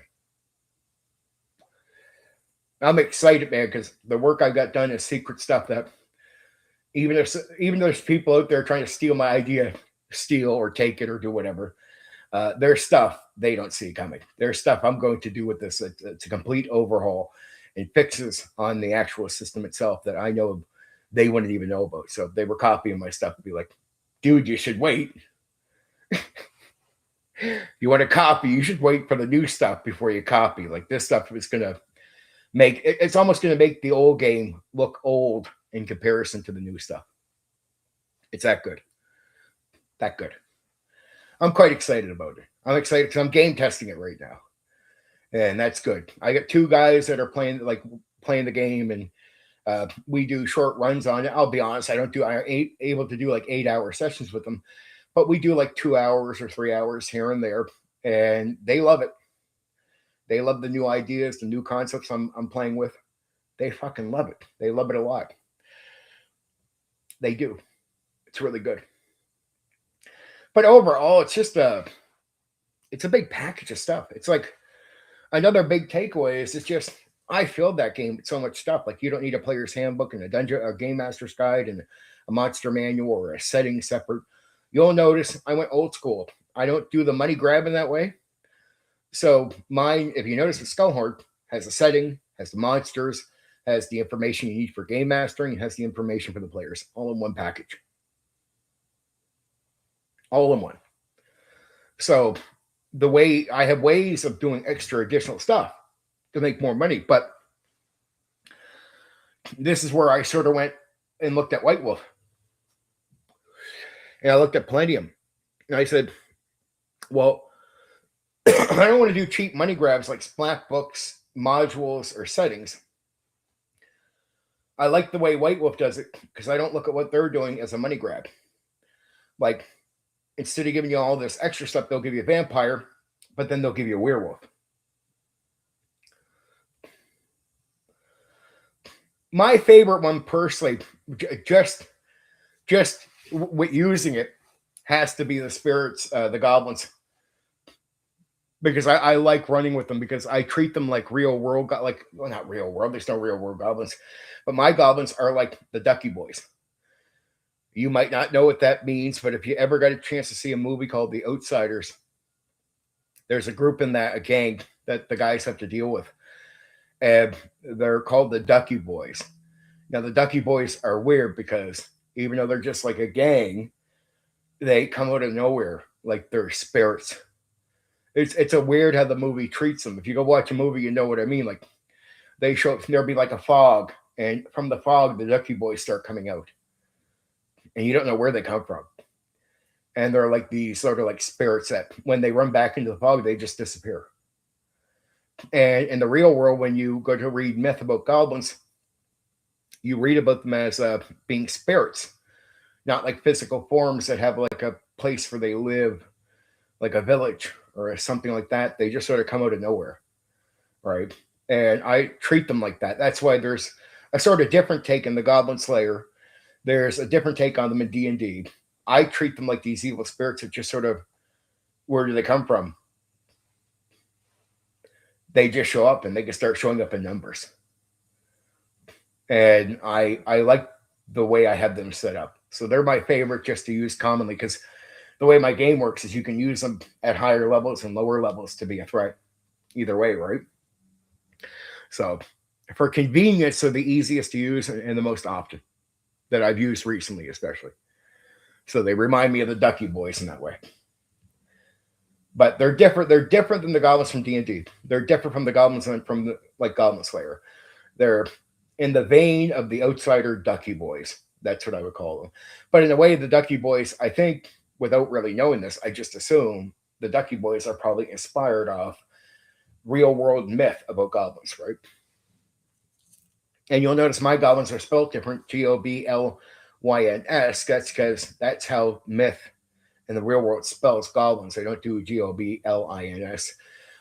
It's YNS, right? So I purposely use the sort of myth spelling for what they are. And I got a variety of them. And you can use them in 50 million ways. So some of my favorites. But I mean, I like a lot of them, but goblins are the easiest ones to use and use frequently. And they've been a big part of the story I've been doing recently with the guys game testing. So easiest to remember off the top of my head. Most convenient to remember off the top of my head. Let's see here. Boing, boing, boing.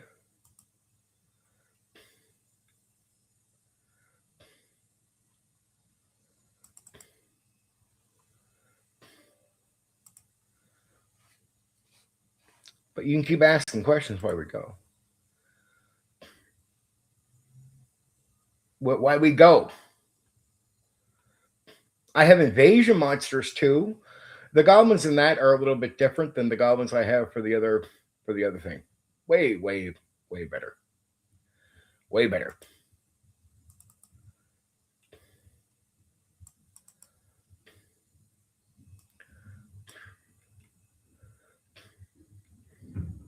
The Eulikins are good.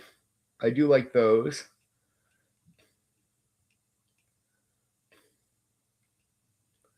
It really depends. Like the Shroom Tills are awesome. Eulikins, Shroom Tills. I don't want to go into too much detail. I want guys to go look that stuff up. Yeah, go. Seriously. You'll like them. You'll like the write-up for them, and you'll realize how useful they are.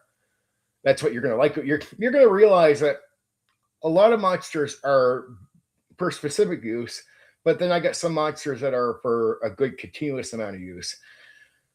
But then it's even measured to levels. Like I do have it measured out to levels. It's not like stat blocks, like say in WotC D&D, but it does tell you a certain like what levels would be appropriate against what monsters type thing. So there is direction on what to use against two instead of just complete guessing.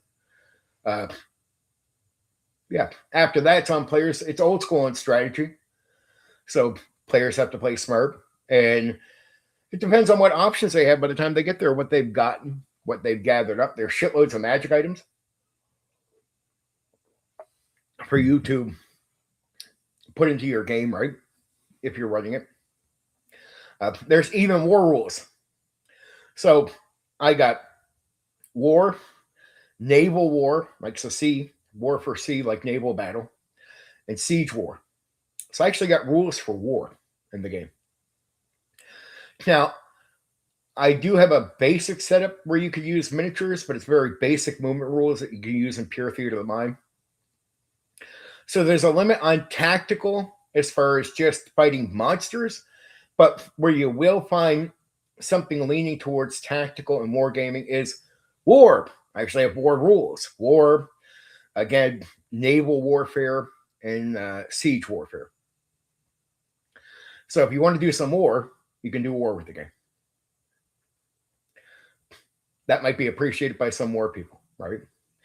So I made sure to put that in on purpose, even if I was going to lean into normal combat in a different way, like sort of in a way that might not be fancy full over, like sort of theater of the mind. But I also made it that there is a basic rule set that you can use with miniatures, right? So you can use miniatures, but it's very basic in the way you would use them, but you can use them. So you can do miniature gameplay with it as well. Very basic, but it works, right? So you can do miniatures, you can do a pure theater of the mind, pretty easy too. It's all explained. And if you really want to get into actual war instead of worrying about the minor combat being war, like you can actually go play war. You can actually do war in the game.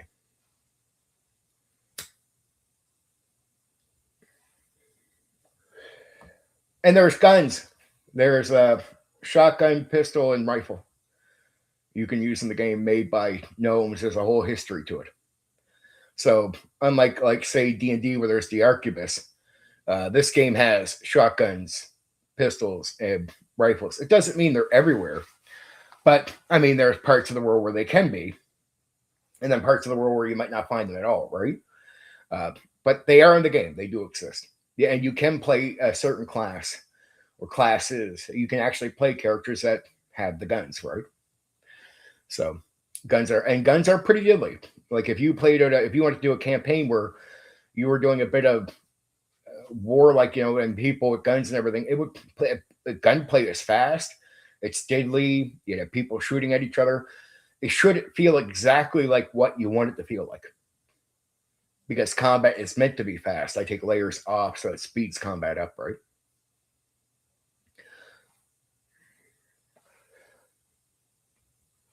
But combat's very basic. It's just one of those things where it's in the vein of common sense. Like combat starts when action is going to start.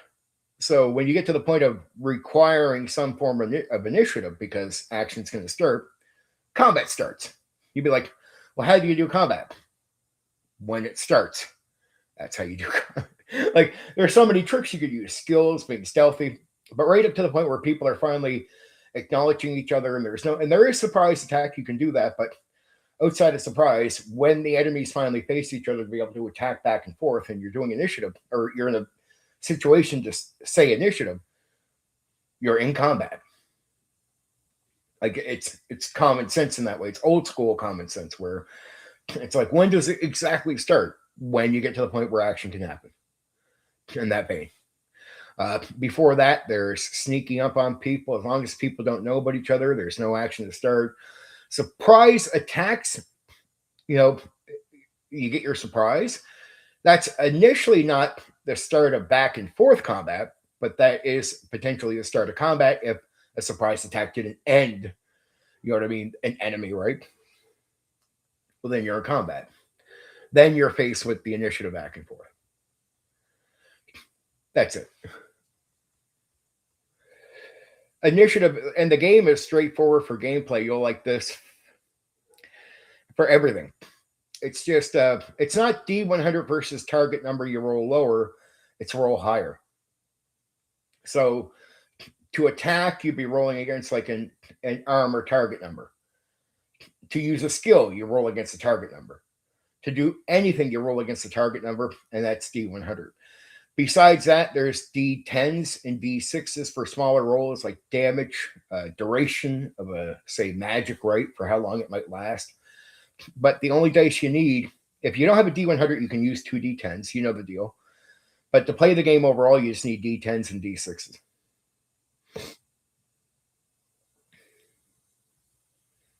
Person, 15 years. The only thing I got to check out for some of the spelling, just to make sure I didn't make mistakes, like typos. Like it's like if I misspell words, could you fix it for me? So I went to the AI, get to fix words. I do that with my write-ups too, for doing the streams. And I just had to only recently learn, like you gotta. I only had one prompt problem ever doing that, which is covering a Horde Wars game. Prompt screwed me up. I guess the way I must have worded it got it to do something. But I second check it against my work and just make sure it's like, oh, okay, I did, because I'll get it to underline, like I'll get it to actually show me the words that it fixed. so I can go back and just make sure it's not changing the dialogue or the writing, right? But anything you're right, and some of the writing is like using other people's ideas for writing things out. And then I've done fluff work for my own short stories. I wrote like fucking 70 or 80 short stories when I was young. So I know how to fluff things out. Uh, that's it. Fluff, using other people's ideas. I Blueprint, I've never used that. I used my own ideas for Blueprint, and you could tell it's fucking it's it's not polished on purpose. The lack of polish tells you it's me, right? So as long as you don't mind an AI fixing a word where it's like there, where I put THEIR, where I'm not talking about a person, I'm saying something there. It's supposed to be THERE. I got the fixed words like that, or just plain out misspelled words like those. I would have THSE instead of THOSE. It's like fixed words for me. Check it against my real work. That's all I've done is get it to fix words for me. Not grammar, right? Though I did get it to give me hints of grammar, like not to add it to the actual work, but give me hints to see if I could clean up some of the grammar mistakes I might have made. Like, so if there's grammar mistakes, not to actually fix the actual text, but to actually show me where I made grammar mistakes and give me hints on how I could fix the grammar. So I go back and I fix the grammar if I make grammar mistakes as best I could. There's still errors all the way through it. Still, even probably words that I think the AI might have missed that are probably minor errors in that. But that's just to tell you that's an imperfection from my end. That's the human imperfection. As long as you don't mind that, we're good. But that's just me being real. But I said that a billion times. I don't know anybody who makes games nowadays that doesn't use like say like a grammar check or a spelling check thing. I guess if you want to count the programs you could use, they're no different than using AI directly. But that's it. That's the closest thing. And I use some AI art. Not on the main PDF. I got rid of that, as you probably noticed. I exited that stuff out.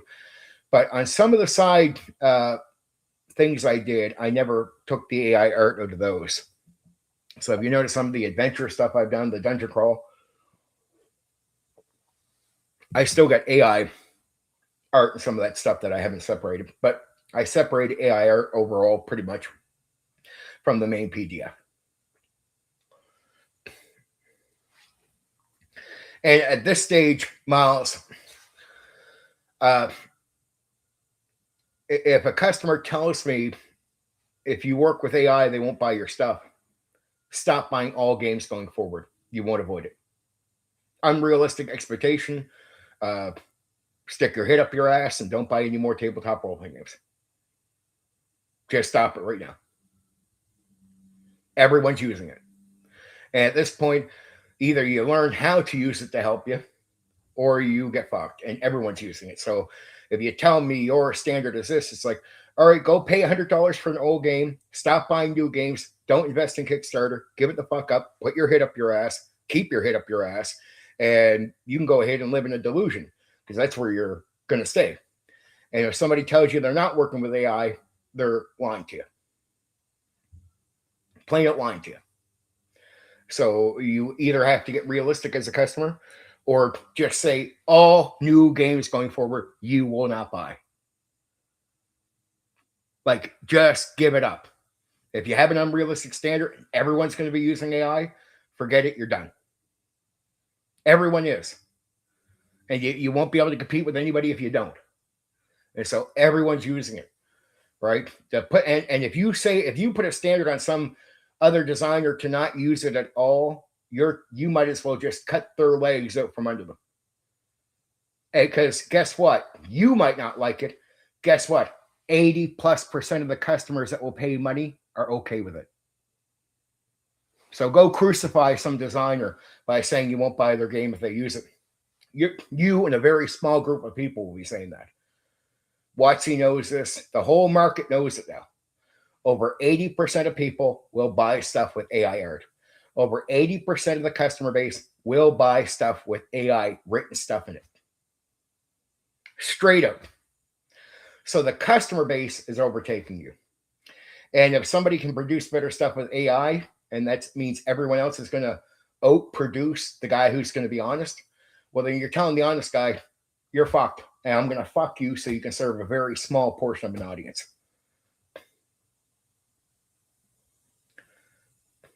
No, it's not. You just know it's not, Miles. It's WotC for a long time was using AI art and telling people they weren't, and they getting caught.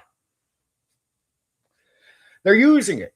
Now, what I try to do is use it in the most honest way I can, which is fix spelling mistakes and help me with some grammar. So if you see some cleaned up grammar or some written thing, like I took some ideas. I never got it to rewrite the whole thing for me, but it'd be like, well, it looks like the AI wrote that for you. Well, the AI gave me a suggestion on how to put that in there, and I ended up doing that. It cleaned up grammar for me. What am I supposed to say? No, I don't want you to have a good product to read if I made a mistake.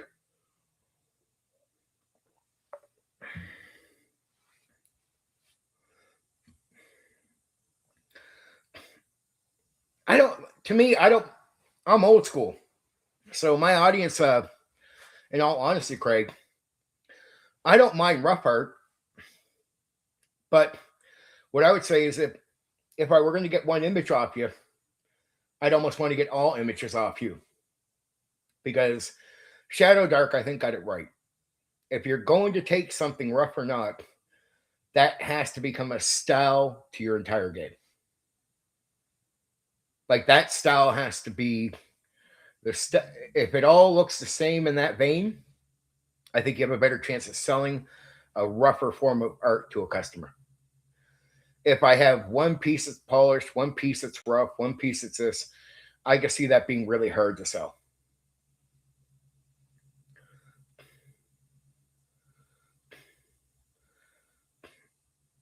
Most people are using it. That's another thing. But like, I got to tell people that are so critical of AI, the customer base is kicking your ass.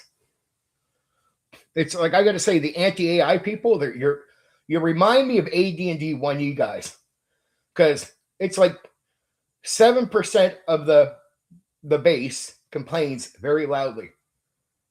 The other 93% don't give a fuck about what they say, but they're quiet. So I always warn people not to listen to voices, because people that are going to be okay with something aren't going to bother fucking bringing it up. That's the weird thing. They can, but I'd say, mix a little bit of your work into stuff. It's like, look, it comes down to production too. And the other thing, Miles, is nowadays to do everything original, back in the 80s, you could do all the things you're going to do for a price you could afford.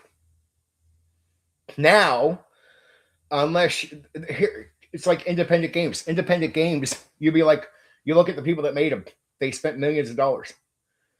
You get the tabletop role-playing games. Say you could make a tabletop role-playing game with no AI.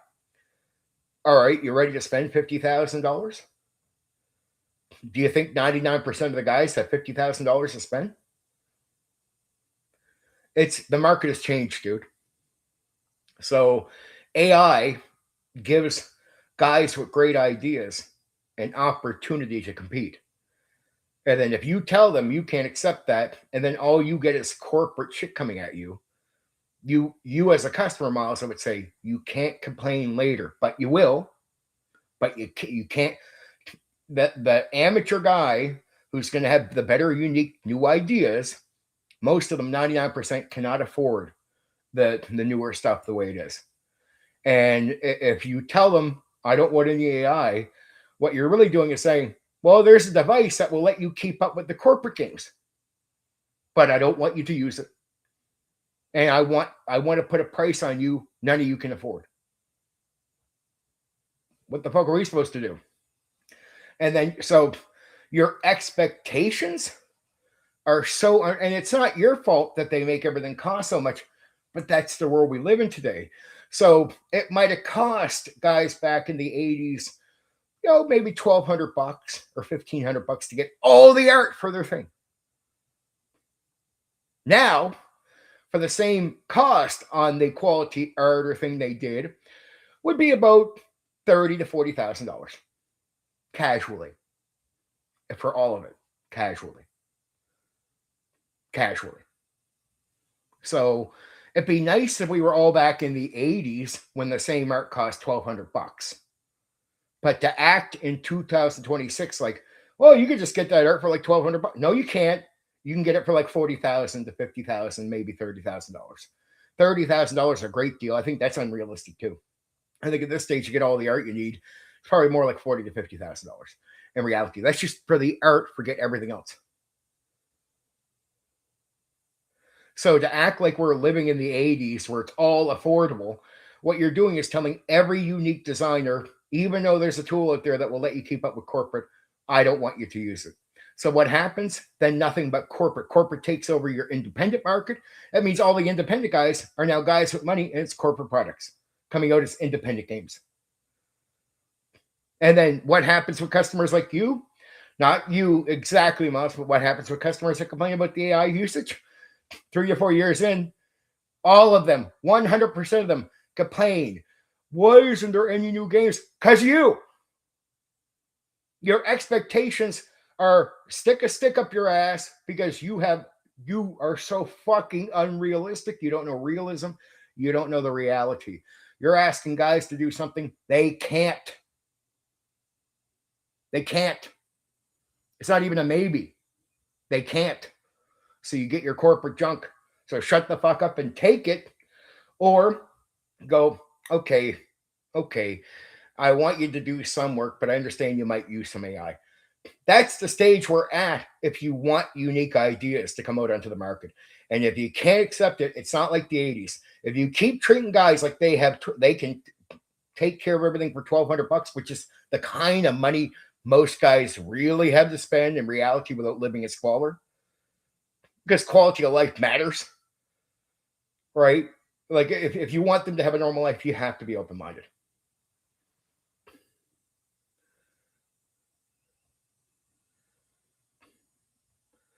It's dystopian. You're not wrong. Often enough, it becomes norm. Exactly, Craig. That was my point. The punk DI ethic was a direct response to low quality mass production and corporate values. 50 years later, nothing has changed. The answer remains DIY. It's just a shame. I like Miles, your expectation matches what guys could do in the 80s. It's just we're in 2026. You just can't do it no more. But I find it ironic. The same guys that will want to break your legs, take your legs up from underneath you not to use AI, well, when then you can't put out a product because you can't use the AI to keep up anymore.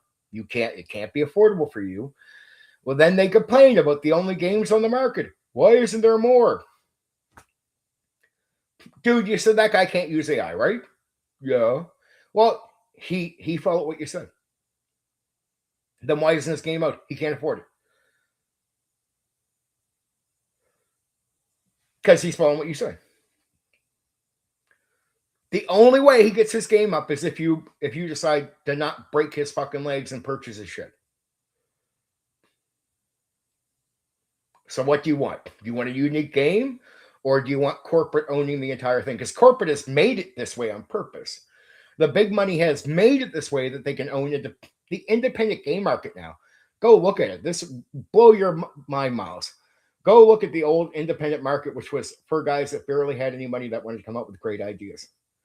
No, sometimes they'll get embarrassed of some things because there's some things they haven't covered. But the second you get something out, they change it up, and you'll never see a guy who has no money make that again.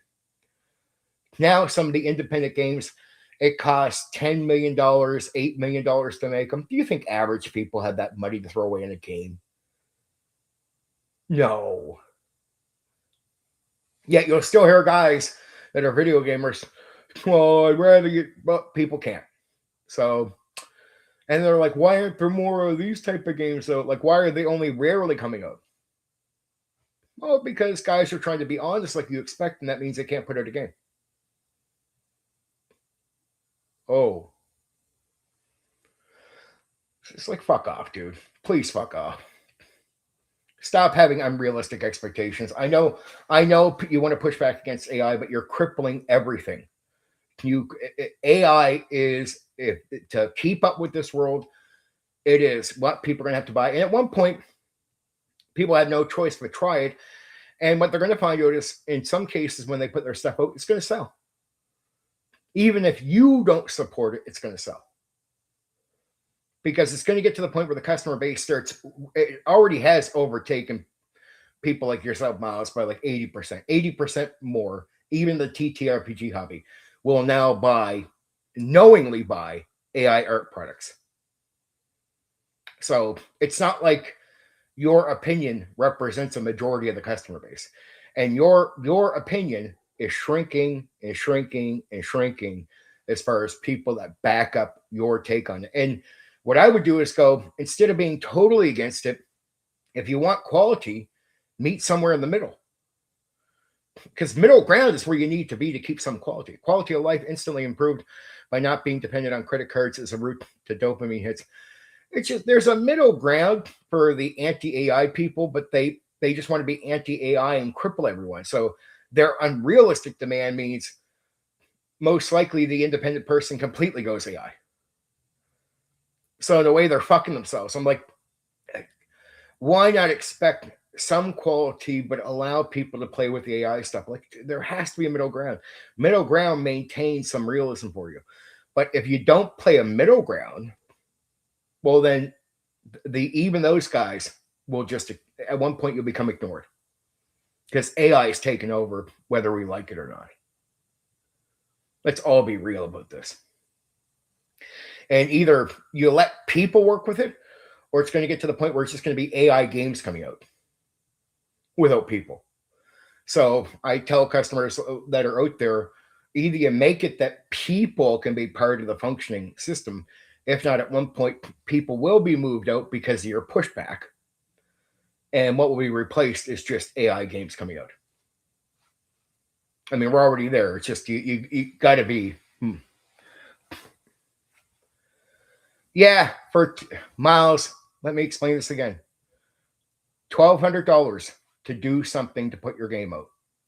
Now it's $50,000. And people have less money. So think about it. Back then, you have more money and it cost less. Now you have less money and it costs more. So how is that not crippling people? $50,000 to do the $1,200 thing in 2026. How is that not crippling people? How is that not crippling people? Holy fuck, dude. How is that not crippling people? Think about it. They didn't have AI, but everything cost a lot less. You have more money and things are vastly cheaper. Art. I can take you back to games where I did all the study and the research for it. Some of the cheaper games could cost like $1,200 to $1,600 in art. Now, if you actually do the study on the amount of art they used, which would be used for most games now, that same art, even at that quality, it'd be more than $50,000. Just to get cheaper art, you're looking at the cheapest on deals would be $30,000, if you could even pull that off. $50,000 is pretty much okay at this stage. And think about it. Some of the clone OSR covers recently. One guy said he paid $23,000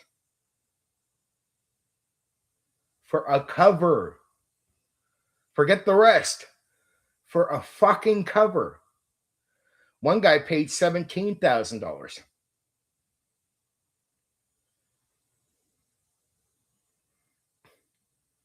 Oh, just check around, Miles. So they're saying source of all this public information. Just don't be fucking lazy about it. Look around. If you're going to have an opinion, if you're going to have a strong opinion on this stuff, don't have me do basic research that's public for you. Before you form the opinion and go shooting your mouth off to people in public, go make sure you've done your own research. Don't shoot your mouth off in public with strong opinions unless you know what you're talking about. Like, at least I've done my research. I can say it, no. And if I say it, I know people that are here will either know if they care to even talk about this, or if you go look for a few seconds, not heard. Go check out cover costs. Go check them out. Not the cheap ones, the expensive ones. Just, it's easy to search your stuff. And if you're going to have a strong public opinion, either in chat or anywhere, Do your fucking research before you shoot your mouth off. Don't be telling me I got to do the fucking research for you. I don't got, look, I'm not your fucking slave, dude. You're going to shoot your mouth off in public. Go do the fucking research. Don't have a fucking strong public opinion and shoot your mouth off like that unless you've actually looked into it. Oh, just watching guys make their claims about the cost. I don't want to say certain names of YouTubers and their panels, as I don't want to bring people up, but I just know certain guys just, I don't want to sit here and do the fucking research for you. If you want to be in public having strong opinions about this, don't fucking be shooting your mouth off unless you've looked into it yourself. Jesus Christ. It's not hard. It's so public. It's just like me saying something about what's on the news or something, and you go, where do you get this stuff? Well, it's just publicly talked about. Go check out cover art. Jesus, I'll look here. I'll do it for 2 seconds. God damn. Fucking lazy. Annoys me when I got to do shit like this for people.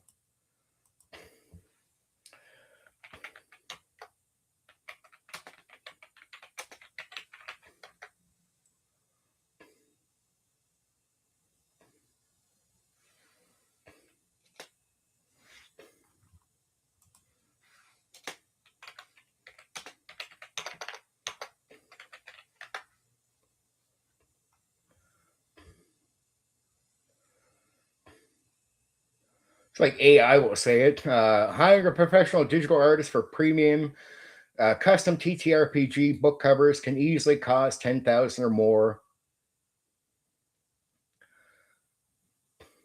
Smaller indie projects, regular secure, excellent cover. What depends? These are opinions. Up to $3,000. That's just for cover though. But I'm talking about the costly one. So when I say it's for like the guys I'm talking about that do some of the big covers, $10,000 or more. See, and when you get down to certain artists, they're not for sure, but AAA tier industry veterans, 5 to 10,000 plus, common for large studios. Though if you're doing like high value ones,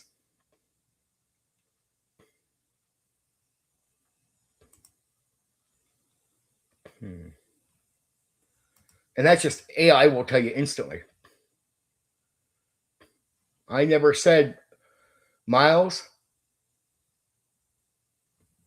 did I say the cover cost $50,000? I'm testing your intelligence now. This is a test on your intelligence.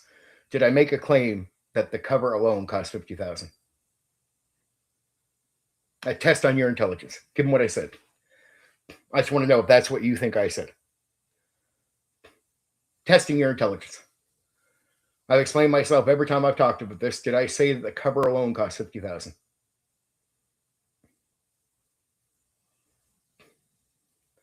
$10,000 or more means yes, up to $23,000 one guy paid.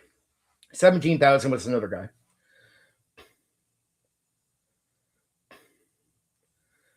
Both employed an entire art department.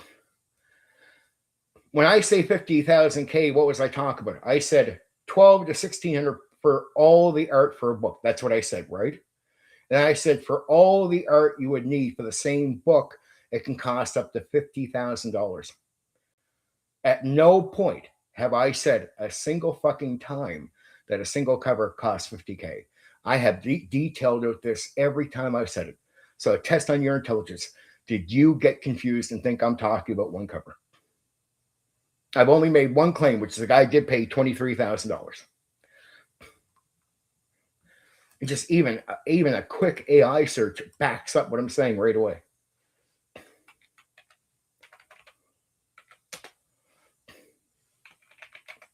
Just a casual search backs it up.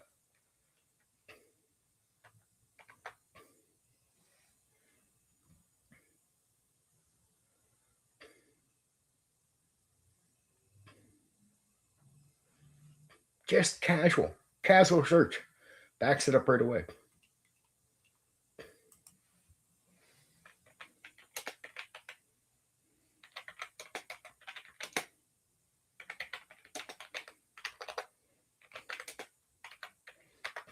Casual.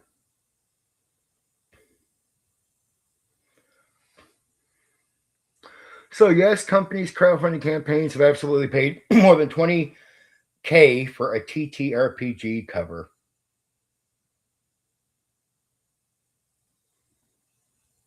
Right away. Right away. Research shows it. More than one. Not even just one guy. Like multiple guys.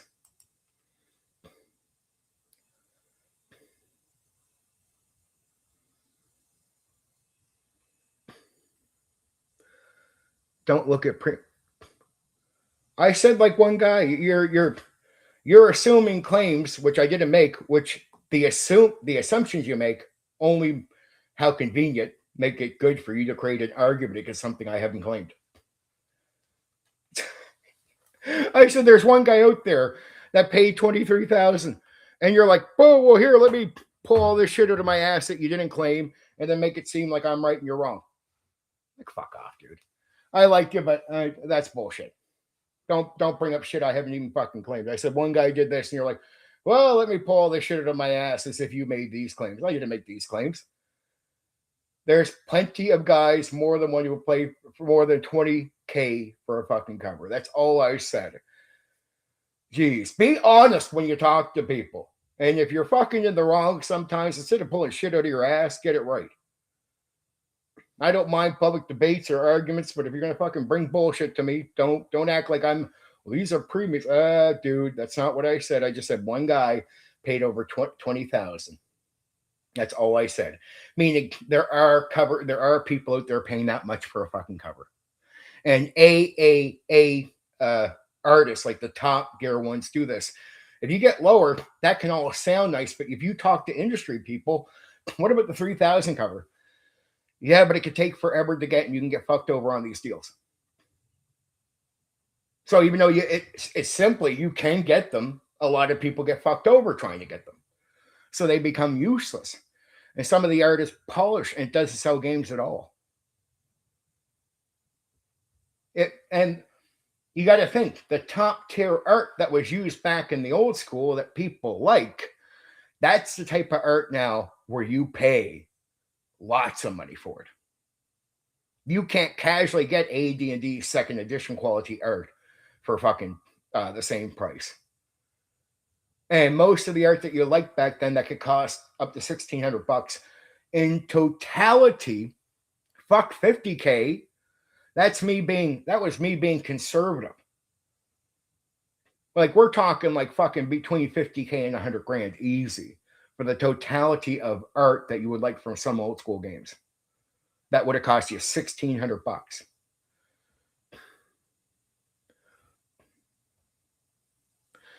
Yeah, but then you can't get the same quality. I was saying for the art back then. So what am I saying?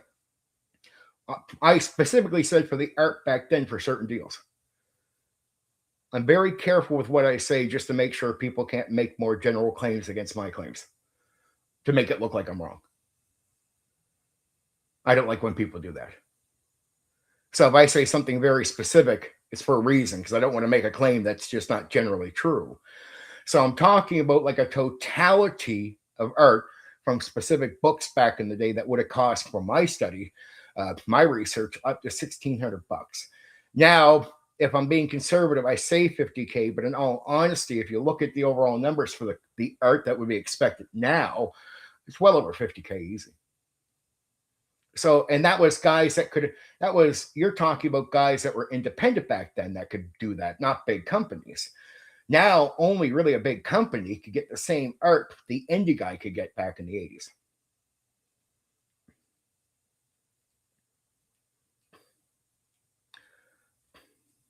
We can't get the same quality, which is we establish lower quality art if consistent is usually fine. Yeah, but that's a trickery that we just learned. See, now you're just pulling shit out because I'm right about something. See, if you're going to be honest in the conversation, when things go flop, instead of keeping pulling shit out of your ass, you go, okay, fair enough, you made a good point. An honest person would do that. You wouldn't keep just pulling shit out of your ass. Here, let me cover my ass so I don't look like a fucking fool. So I pretty much said you were wrong, and now I'm sort of laughing about it. And then you sort of prove that you're right. And it's like, oh, okay, let me pull this other thing out of my ass. Dude, at one point you got to say, okay, fair enough, you made your point. Thank you. And now, if you look at Shadow Dark, the exception is you can sort of change that, but that's something only more recently discovered because a lot of guys, even in second edition, didn't do the same art over. It's not a disagreement. You said my claim is bullshit. I proved my claim is pretty much solid. And you won't just give it to me and say, fair enough, you made your point. That's just dishonest, dude. That's just fucking completely dishonest. And if you don't see the dishonesty in that, I don't fucking get it. I'm totally open as a YouTuber to have an open conversation with you, but if you can't see the dishonesty in what you're fucking doing, you're pathetic. I've established what I said after you disagree with what I said. That's enough to say, at the very least, hey, you made your point. When you have a disagreement with somebody and you're saying they're pretty much wrong, and they prove they're not wrong, the honest thing to do is to say, fair enough. Just at the very least, acknowledge it. Not say, oh man, but here's how I'm not wrong. Well, dude, it's not just a simple disagreement. I was right. You laughed at it. I'm still right. That was my point. My research showed me this. So when I researched all this stuff, it was backed up.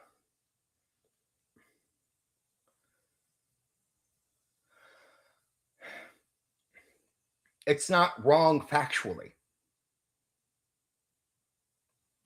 I could take you Palladium. Palladium is a good example. Robotech.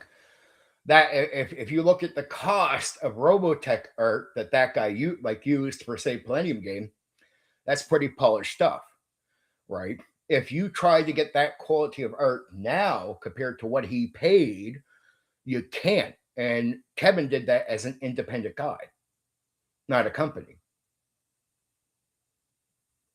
Imagine Kevin trying to remake the Robotech Palladium in 2026 with the same quality of art. There you go. Point stands. So it would cost well more than $50K. And trust me, it's not what he paid back in the day when he did Robotech.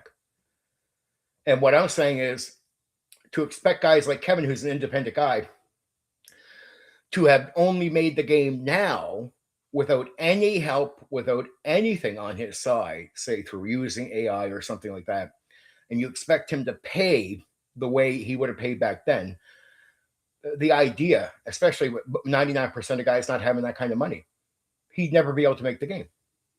Or at least not have the game with the art.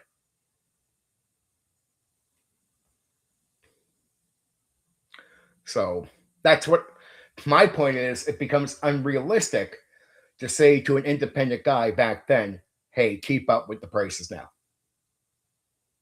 You should be able to do it without AI. Well, it just means corporate will take over. A guy like Kevin can't put his game out then.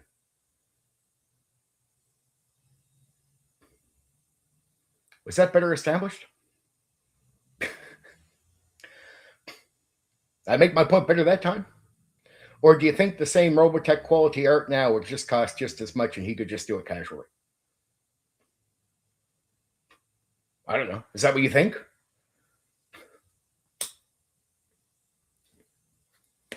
People will get mad listening to me. Oh, he's going crazy. I'm just having a public disagreement. I'm willing to do this stuff.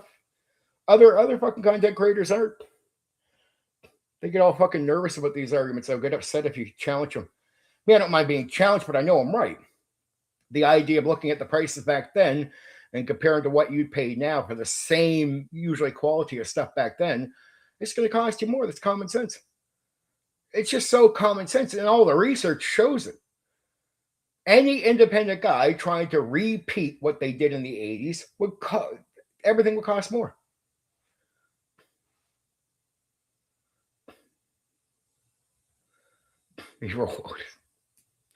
But I mean, it's common sense. Market's completely different. If I took any guy and just said, okay, if we were to repeat and make your game in 2026, given the art and everything you have, what would it cost you to compare to that? It's going to cost vastly more money. That's the whole point of my argument from the get-go. That should be obvious to anyone. And to expect an independent guy that would have paid a little bit of money back in the 80s, and remember, people back in the 80s have more money and things are cheaper. So you have more money in comparison to today. Things are way cheaper. And then you say to a guy from 1980, whatever the fuck year, all right, it's 2026. You have less money, and I want you to remake the same game from scratch. Could you get all this stuff? Why do you think some old school games go from costing you $30 back in the 80s, but now to buy the book on Amazon, it can cost you like $150? I want to know why? Because all the art that they used back in the 80s is worth way more today. That's why the books cost so much more to purchase. Because the value of what they have in it is up here. That's how they justify the higher cost. Not just collectible, that's part of it, but it's the value of the art and everything they have in it. To remake that game now would cost an arm and a leg. So what they do is they skyrocket the prices up. If you go talk to them, they actually say this stuff. Like, bro, to be able to remake this game with the art I have would cost an arm and a leg in 2026. That's why the price is up here. That's what I've been arguing the entire time. And to tell you a cover cost over $20K, which is to say, do you think a cover cost over $20,000 back in the 80s, even from a great artist? No. Not even close. And then when you do look at what's affordable, it's either junk, it's not that good, it doesn't sell that well, it's inconsistent artist. Like it's the absolute bottom of the barrel, right?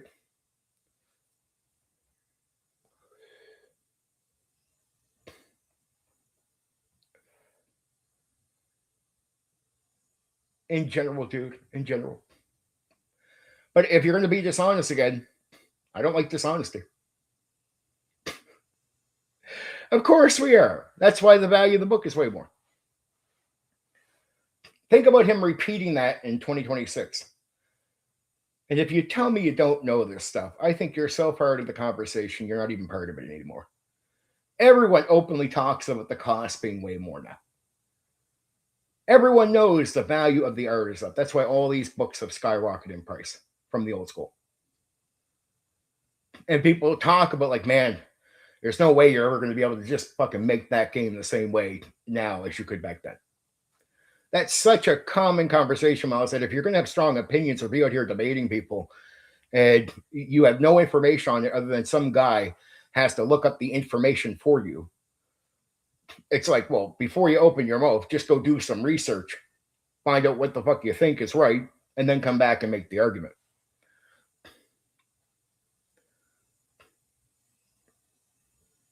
Okay, what's your point?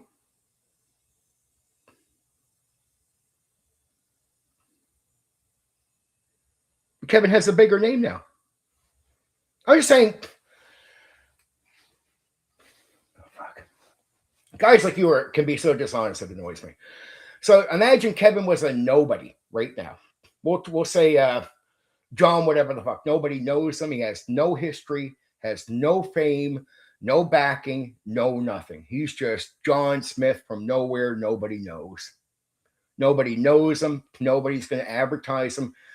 No one's going to promote his work. He's not going to have people that think he's legends or give him awards. Say we take John Smith or John Doe, the fucking absolute nobody from nowhere. And he has like 99% of people very little money, right? Nobody to back his Kickstarter, no nothing.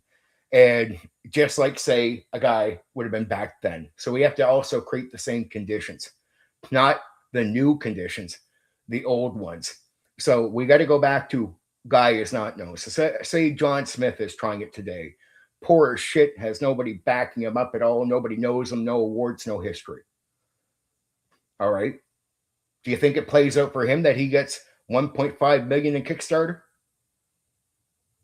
Do you know Kickstarter? Do you know how many people fail on Kickstarter? Of course, Kevin from Palladium is a very famous guy, won awards, well known, promoted like fucking crazy by people. Yeah, he gets backing because people trust his work because he has a history.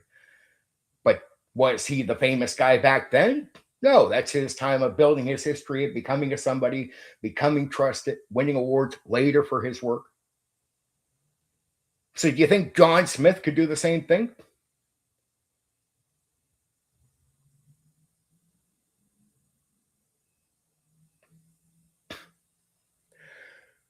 Oh, such a tiresome debate. I like talking to people that are a little bit more honest instead of just busy trying to win so you can actually progress the conversation. I'm trying to make sure that I don't look like a fool. Well, God, Jesus Christ. That means we'll be sitting here with you covering your ass the whole time instead of getting somewhere in the conversation. What a fucking waste of time. What a waste of goddamn time. Dude, stop wasting my time. I don't want to stand still to cover your ass. You're nobody. You're not going to be doing YouTube or anything later, so it's not like we have to worry about your fucking image. Jesus fucking Christ. Of course, Kevin has credibility. Of course, he'd make something big on Kickstarter.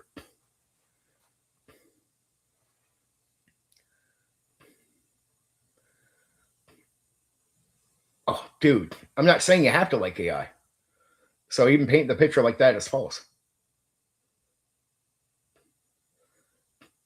You can get mad at me for being rude, but you could also be honest. So I think there's a back and forth there. I think the rudeness from me is coming because you're being dishonest. So the dishonesty gets the rudeness. Oh, fuck it. I'll fucking put you in your fucking place if you're going to be full of shit. That's not attacking people. That's just fucking calling people out for being deceitful. Trying to debate when you're trying to cover your ass instead of being honest.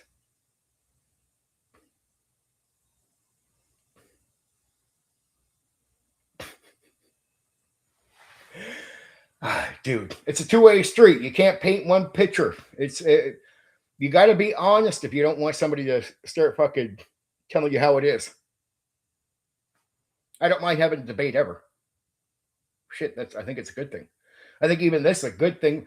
Well, to the point you don't get stuck in the fucking rhythm of somebody one side being dishonest. Of course, I start being rude because I feel like it's a waste of my time. It's like I'm trying to make a point, and if there's any honesty in there, it's like I'm not saying you have to like AI. I'm just trying to make a point. I'm saying my argument is it's unrealistic to take a stance where you expect guys to be able to do something like they did in the 80s. That's all I'm saying. You can go on not liking AI all you want, but to say the guys that were doing it in the 80s can do the same thing so casually now is just bullshit. It's not disagreeing with you. We haven't disagreed. I've been fine with your stance on AI. All I said is I think it's overall it's unrealistic. It's not saying you're in the wrong to have your opinion. So overall, we're not disagreeing at all. What I'm saying to you is I think it's unrealistic to have the same expectation. The only part that I would say is unrealistic, it's not even an opinion you had. Initially, I brought this up. So you're just saying you don't like AI. I was saying, though, if that means you expect a guy from who did his work in the 80s to be able to effectively do the work now, if it wasn't for open-minded people back in the 80s, you wouldn't have Palladium, you wouldn't have White Wolf, you wouldn't have Traveler, you wouldn't have all these games. And the reason you don't see games like this popping up now is because you don't have the same open-minded market. So now what do you get? You get the gamey, mediocre stuff. You get the clones, you get the guaranteed money. You get nobody who can even afford to take a chance. Because if say somebody doesn't use AI art and they skip AI art and they do say a all text game, right? That'd be the only thing you could do if you can't afford AI art. Say you just do that, right? And with your errors. Well, first off, errors now are scrutinized way more. So human errors that are going to happen and did happen in all games still happen today, even in the WotC products, like spelling errors, shit like this, are way more scrutinized. And then 100% of non-art books fail. So there's not like a magic thing where it's broken through. So imagine telling a guy who wants to be able to do a game and then maybe do a new edition, new work, and actually get into the market. Well, every possible means into a market, now it becomes unrealistic. what it cost back then costs too much now for that type of guy, right? So the other options without doing that simply don't work. And unless you have a name like Kevin, 90% of Kickstarters absolutely fail if you're a nobody with nobody promoting your work. Like the chance to have somebody independent come in, like they did in the 80s with the open line, it's too critical now. Everything's too scrutinized. It's way higher expectations. And then you look at all what it cost. And then you're going to wonder why people are doing clones and not new independent games. Because new independent games die. Right? Now, you could possibly get guys doing the non-art stuff, and they do some of that, but the games don't go anywhere. So now you have a new game. The guy will never make any money off it. And even that, to a degree, I mean, for it to spread, it could probably take, I mean, it'd be past his lifespan by the time anybody finally picks it up and pushes it. And then whoever picks it up and pushes it would then have to put the money. So it'd be like somebody more wealthy would have to pick his game up, put the art to it, but then the wealthy guy is going to make the money off that guy's work. So it just becomes unrealistic. Back in the 80s, you could do it for a price that you, an independent person, could afford without Kickstarter, being a nobody. That's what I'm trying to say. You can get on the market and you had less scrutiny from the customers because they want new games. They're desperate for new games. So they become less critical. They have less expectations because they're not overserved with stuff. Now, customers are absolutely spoiled with what they get or spoiled over the years. So their expectations become up here at a time where it's almost impossible for you to be able to get what they want, get in there and get anything out of it. So just the way you could have got in the 80s, which I'm thankful we had the 80s with less scrutiny. If not, you don't get Traveler, you don't get Pendragon, you don't get Palladium, you don't get White Wolf, right? If we had it today compared to then. Those people didn't have names. They didn't have like massive amounts of money. There's no way they could afford to do even half the games that you see back in the day. And most of those games continued on. So even games outside of D&D today, most of them are just continued works from back in the 80s. New additions, new ideas. Right? Savage World comes from a game from the 90s, Deadlands. Deadlands, if it had to go through the scrutiny, would be dead in the vine. You'd never get it anywhere. So you don't get Savage Worlds. So even the games that we do have that make any leeway, Call of Cthulhu. No way you'd have Call of Cthulhu today. Not if you take away the history, like you just say a nobody. Some nobody steps up. Nope, ain't happening. But back then we had less scrutiny, less money, less everything else to be able to afford, so an independent person could do it. When you take that away from the market, what you get is polished everything, corporate everything, clones, the whole nine. And then you get a customer base after so many years that will complain about nothing original coming out. But I'm like, it's not the same market as it was then. And these conversations are common. People admit this. It's almost impossible to break in when back in the 80s, breaking in was common because the customers allowed you. They were less spoiled. Expectations were a little bit more realistic. And you could buy the art cheaper. You could make mistakes without as much scrutiny. Go back to the old text and read through it. It will blow your mind how bad the grammar is. How many fucking words are misspelled. And the scrutiny today would just totally kill the work. I think about it. Go back to D&D. Oh, it was badly organized. People complain about it, but people bought it. If you brought that out now as something, say you had to do it now in the market now, people would crucify your work and you never get that game going anywhere. So AI to a degree allows some guys to be able to take care of, say, errors they might have made, fix grammar. That's part of it right away because they know there's going to be major scrutiny to a spoiled customer. And then what about the art? Well, yeah, it becomes more affordable for a guy who can't afford art to consider the art options with AI. So it allows guys to look at the market today where they can't afford something and try to put something out. Now, luckily, in reality, Miles, unlike you, 80% of the customers are actually open to this stuff. So I always hope an independent guy out there understands that is lucky them that your opinion represents a minority of people and that they should do the AI art. But you'll give them heat, and you people like you can hurt their sales with other people, right, from your complaints, right? But your expectation, what I would say from your complaints, is unrealistic compared to the market they're coming in. And my descriptions earlier was all explaining that. Was just giving you examples of it. And then you try to tear those examples down, but they're all true examples. And so my point was, instead of getting you to be honest about the examples, so I can just show them to you, even if you choose you don't like AI. Fair enough. But it doesn't mean the examples are wrong and the examples make a point of truth. It's a reality we face, even if you don't like AI. Like, it'd be nice if the world worked the way you wanted it to apply to your opinion, but it doesn't. Like, it'd be nice if the world leaned in your direction, but it doesn't. I support the Melissa Art Cancel Troca TTRPG because they produce lots of new independent games with original artwork. Oh, there's ways of making stuff where you have to game the system, get together with certain groups, or do the cheaper art the way Shadow Dark did.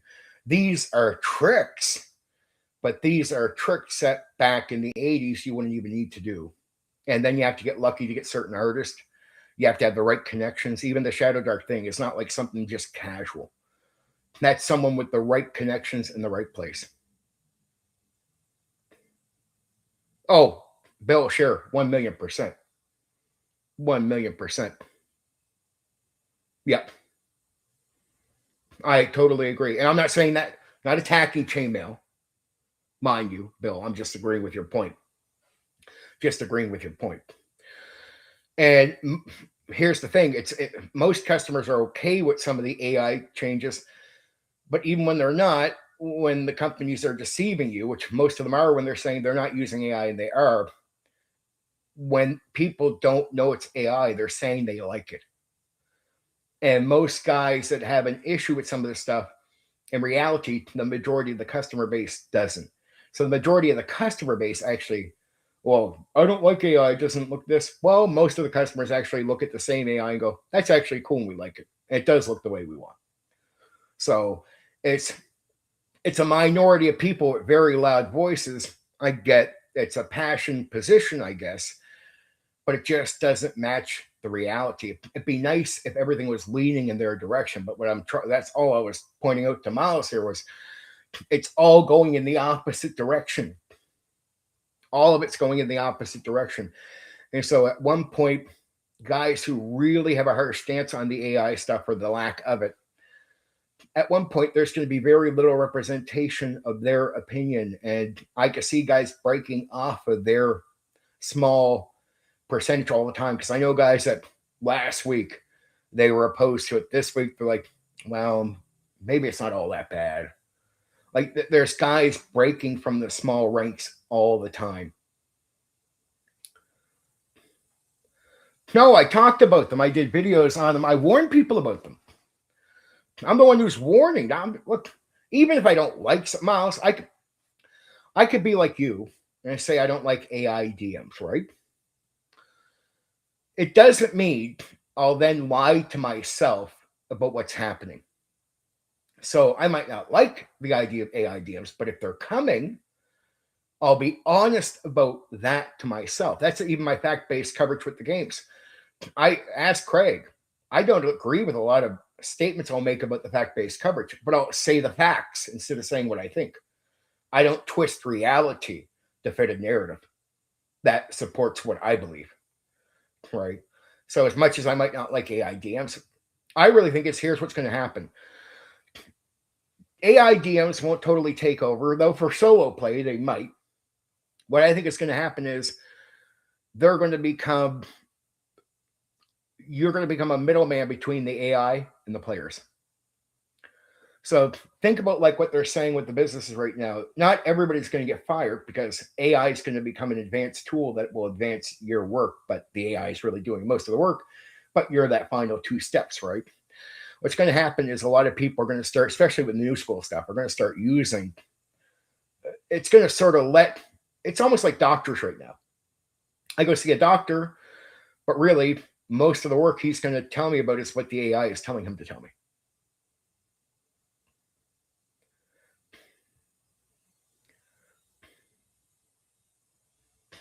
It will. It's just AI is going to keep advancing on the art. Like, put it this way, it won't just totally take over. But what happens is at the lower end it will. At the higher end, unless you're very well trained, you're gonna start costing more money. So to get real art, it's going to cost you a lot of money. To get very cheap art, it might still be humans, but then they got to become more consistent because they're going to compete with AI. And the customer base leans more to AI. See, it's like Miles, you represent a small group. Your group that doesn't like AI will shrink. The group that is okay with AI will grow. That's the reality, even if you don't like it. So they won't AI DMs take over too? Well, they'll take over to a degree, but they'll take over, like, say, AI takes over the work of the doctor. And maybe at one point you could see them totally take over when they have personality. So that can happen, yeah. That's possible, very possible. Look, even if I don't like something, Miles, I don't pretend, I don't lie to myself and create a narrative that's not real. Like, I might not like it, just because I don't like something doesn't mean it's not happening. It's like I live in a world called reality. So I go, okay, I don't like something, but what's really happening? And if I want to push back, how do I win against that if I don't know the truth? If I lie to myself and create a narrative that's not real, I live in a fantasy. Then anything I do action wise will be towards a delusion and not the real world. So if I could possibly push back on that, I have to harshly accept the truth for what it is, even if the truth goes against what I want to be true. I'd like it that if DMs weren't or AI wasn't totally taken over, but in ways it is. I think for a long time it's going to be more of an assistant, but it will almost become king at one point if you let it, and it will be up to people. It's still up to people if they don't let it. But here's the problem. Here's why I say it could be harder for real DMs to keep getting players. AI will get better at this stuff. And people, even if a lot of people, it's almost like saying, here's what I learned in the past. I game master up here, right? High quality. Most people play down here at low quality with low quality game masters. If you talk to them, they think their game master is up here because they never had a better experience. And they can go on playing a game at this quality level thinking it's up here for 30 or 40 years, never playing with a better game master, never even knowing there's a better experience to be had. So there's a lot of people in the near future that are going to accept AI DMs probably. And then what happens when they're okay with it? They become adjustment. And then there's less human DMs or game masters. The chance of them running into a guy performing up here with a different quality is very low. And they'll start actually crediting their low experience as being up here, which has already happened with people. So, I could go around and keep sort of running games over the years, but it could happen where a lot of areas I go into, people might just turn down my game because they prefer the AI when that happens. And if AI does it well enough, who says they're wrong to turn me down if they want that? It's like we play video games that has AI in it, right? We're not turning off games because there's an AI in the game. It's like, dude, it'd be nice if the chainsaw didn't exist and we could keep paying people to cut down trees with axes. I'm not saying you always give in to all new technology, but that does happen. That's a realistic outcome. The chainsaw takes down trees faster. And I imagine a lot of guys, when the chainsaw came out, said, well, it'd be better to hire us. Their prices could go down. They could do this. They can live in that world. But at one point, no matter how much you want it to not be the case, that's where you go.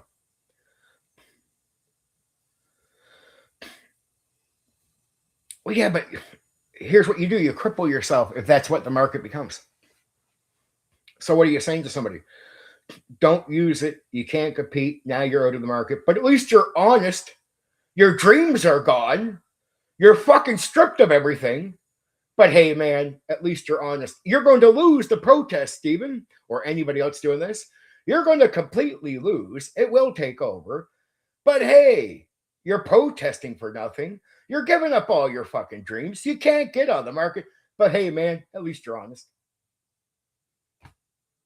That's what you're asking people to do now at a certain, when that gets to that point.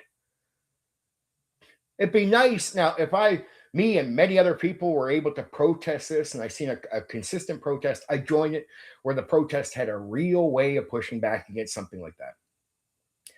But you got to show me that. You can't ask as individual to destroy every fucking bit of their dream and just go, hey, man, even though you're throwing everything away and it won't protest or it won't change anything, at least you were honest to throw all your dreams away. So you got to come up with a protest, then ask people to join you. Come up with something that will push back. If not, why ask a meaningless protest that just takes away somebody's opportunities because they can't get on the market now? What kind of pushback is that? It's a pushback without change. Right? It's a pushback without change. It just keeps someone's game from not getting out there, keeps somebody off the market. Their protest effort, being honest, means nothing. It changes nothing. And the market becomes what you don't want it to be. It's against like the chainsaw thing. Right? At one point, it's up to the people. But if 80% of the customers are buying it, dude, that's what I'm saying, Miles. If 20% of the customers were buying it and 80% were on your side, okay, that's a good pushback point. Maybe as a content creator, I want to join that. I'll be honest then, but I have more people backing up the position. Problem is, when 80% of the customers are buying the shit and very few aren't, that's a protest that's failing. And when your side is shrinking, which it is, that's a protest that's failing. That's a failing protest. You can't be asking someone to throw everything away on a failing protest that's going nowhere. That's, again, unrealistic. In principle, I'm not against your position. I get the principle of it. But sadly, the majority of human beings are usually animals. So principles, this is how you're going to lose the debate. And if people accept this, like they accept the chainsaw, you get it? Like companies are going to switch over. They're not going to keep guys with axes.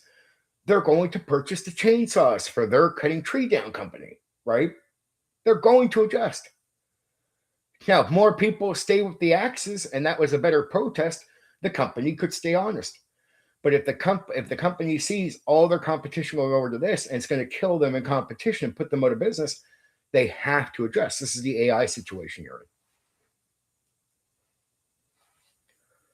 That's it. I get the principle, but it doesn't matter. We can all have dreams that are going nowhere. I didn't think I'd be talking this deeply about AI today. I'm probably going to lose a few people. But hey, it's better to be honest because I think a lot of this is true. I think we're in a losing war with AI. I know that's not what people want to hear. Everyone's scared of it. They boo it. Boo AI. I'm like, man, I'm with you. I boo AI too. Fuck AI. But what am I supposed to do? We're not winning. We're losing rapidly. And we're losing faster than we have a chance.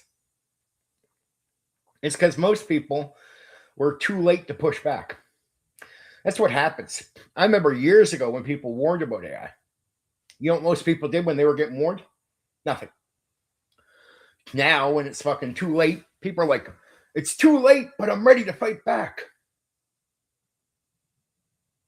But dude, it's too late. But I'm ready to fight back. Well, you had to do that 10 years ago.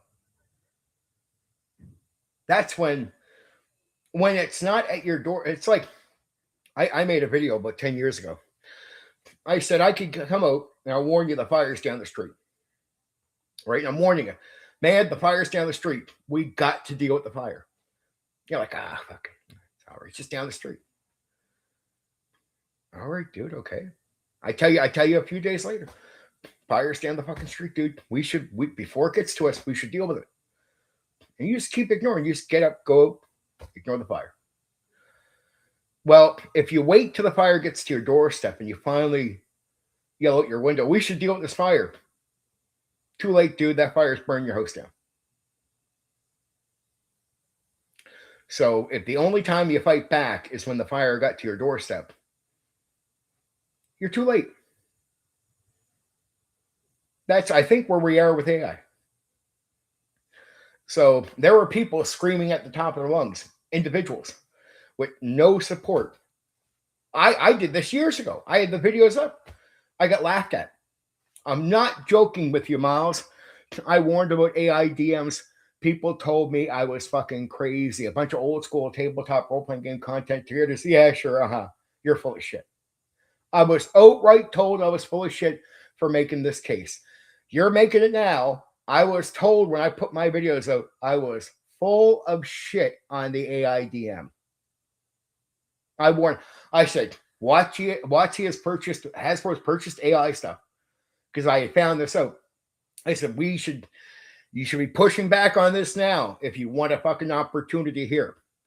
Make your stand now. Start pushing back before the fire gets to the doorstep. People laughed at me, told me I was full of shit. Go search back in my content right now. I have AI videos up where I was talking about AI and I was being told I'm full of shit. Now, instead of people telling me I'm full of shit, I have people in the chat telling me, what about AI DMs?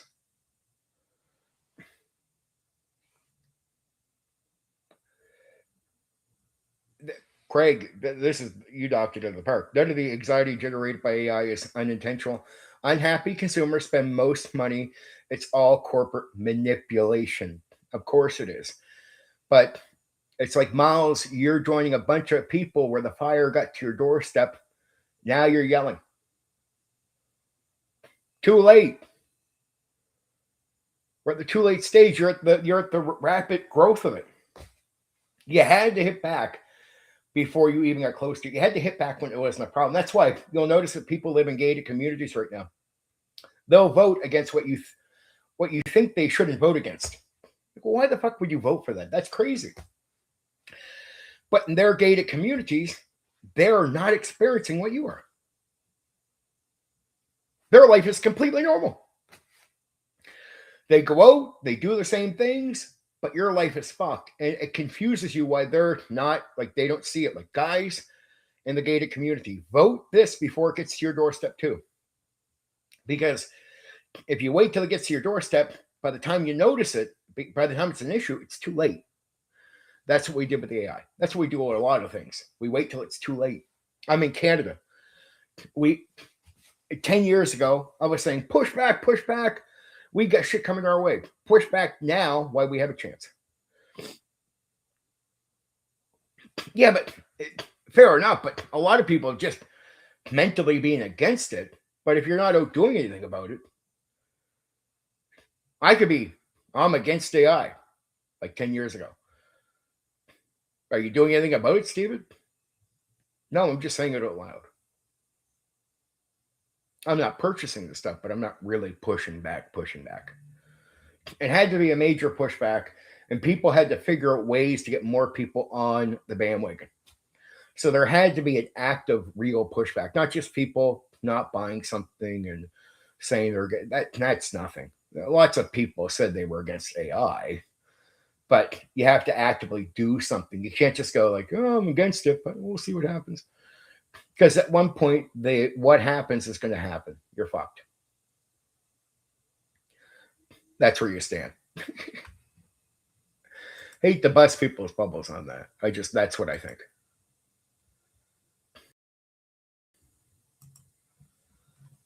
That's what I think. Personal opinion.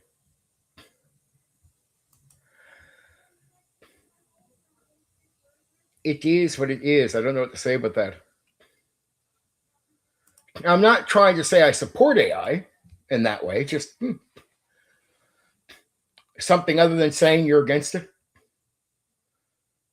Like gathering other people into a group, actively saying we need to support things that aren't AI. Like, for example, looking at artists, AI is going to challenge you. Are there ways we can make it that you can still produce an affordable way for people that be willing to pay for your stuff? Like, what kind of system could we make? A company? Could we make a group? Could we do something? It's not just, hey, let's hope they don't do that. Like, that's nothing. So active pushback is going, let's look at what AI is going to do, which is easy to tell what it's going to do. It's going to start generating art at one point, which was obvious. People knew this was coming. It was already starting to do it. But if you start doing it, means it's going to advance. No, it's Miles. This is where you got to keep up with me, dude. Meaning, you can't stop AI art in totality. So first off, you got to look at what's going to really happen compared to what you can do. So you go, okay, AI art is coming. Can we realistically stop it? Well, first off, you have to get to the answer of, in a totality sense, no, you can't. So that's step one. Accept reality for what it is. Don't pretend something's not going to happen. So don't live in fantasy land. That's a step one. Accept it's going to happen. So then go, well, how do we maintain human artists getting work and doing things? Well, you get some tricks that can last a little while if individuals do it, but what's a long-term strategy? Not short-term, not little gimmicks. What's a long-term strategy to say, how can we convince people that it is better to come this way and understand we can't get everyone, but how could we get enough that it maintains real artists? Do we have to drop prices? Do we have to look at forming a company or group or what have you? And how do we do art in comparison to what we're competing with? So you have to first live in reality, and then you got to go, well, how do we compete with reality once we accept what reality is? And we could have had brainstorms and think tanks doing this for years.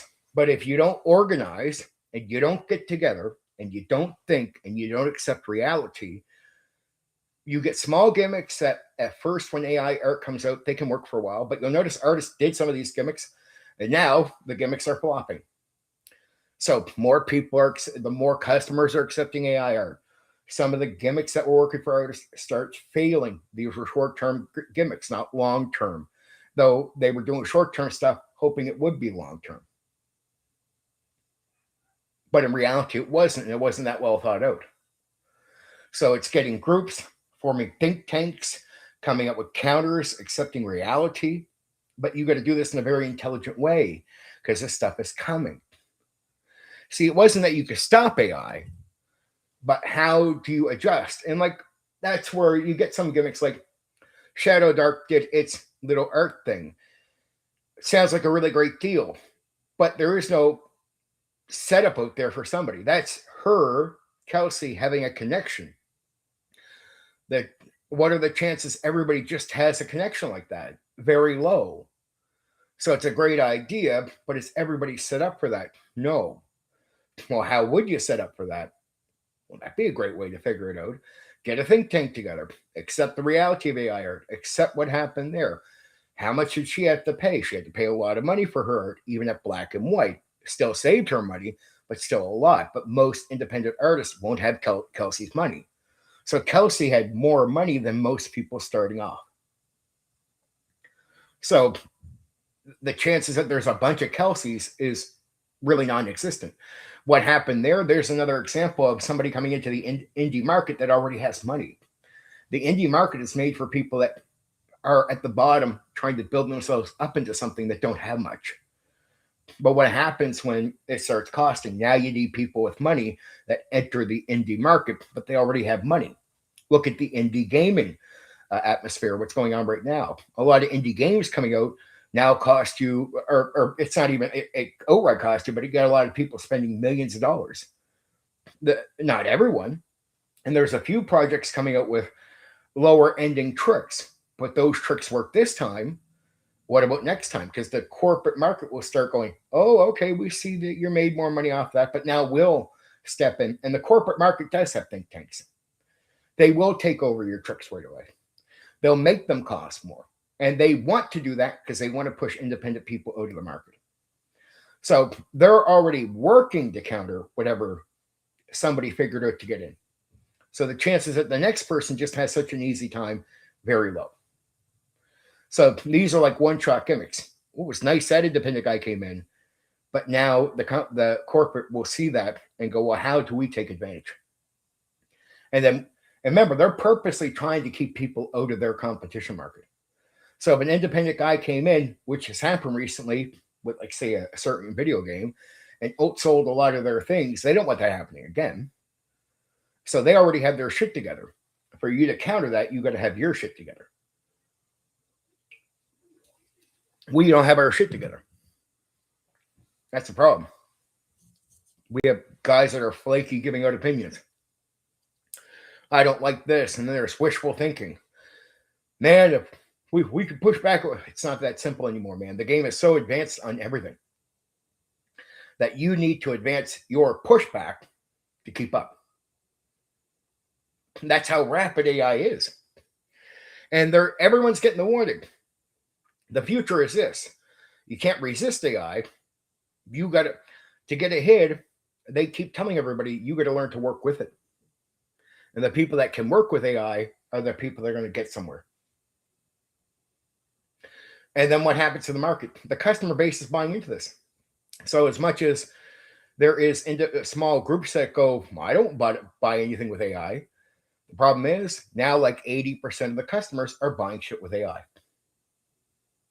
As much criticism is put out there, it's just not stopping them. They hear it. Like it's like, look at YouTube. AI slop. Right? You hear it all the time. Go check out the views. Thousands. That means people are watching this shit.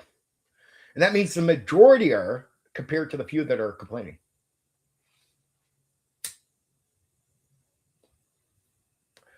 It just means we're in a losing war. It means most people are accepting this stuff at a rapid pace, as rapidly as it's getting out there. And want to know what I heard about like 4 years ago from the WotC group? You're a WotC guy, Miles. WotC content creators were saying, man, they even said things like this. I look forward to like AI DMs. That's going to kick ass. Seriously. Like, I knew a guy that was streaming. I couldn't believe he said it. I was sort of shocked, but it was, I guess I just felt like maybe he's from a different world. Commercial art has very little value in artistic terms, but very high in terms of consumerism. Even pop art is measured in terms of how manipulative it is. E.g., Andy Warhol's Erect Banana.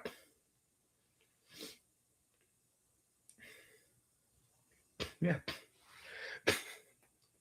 I wish, Miles, I'm not totally against your stances. I probably agree with you in many ways more than I disagree with you on some level. Like, I'm being sincere. In many ways, I get where you're coming from.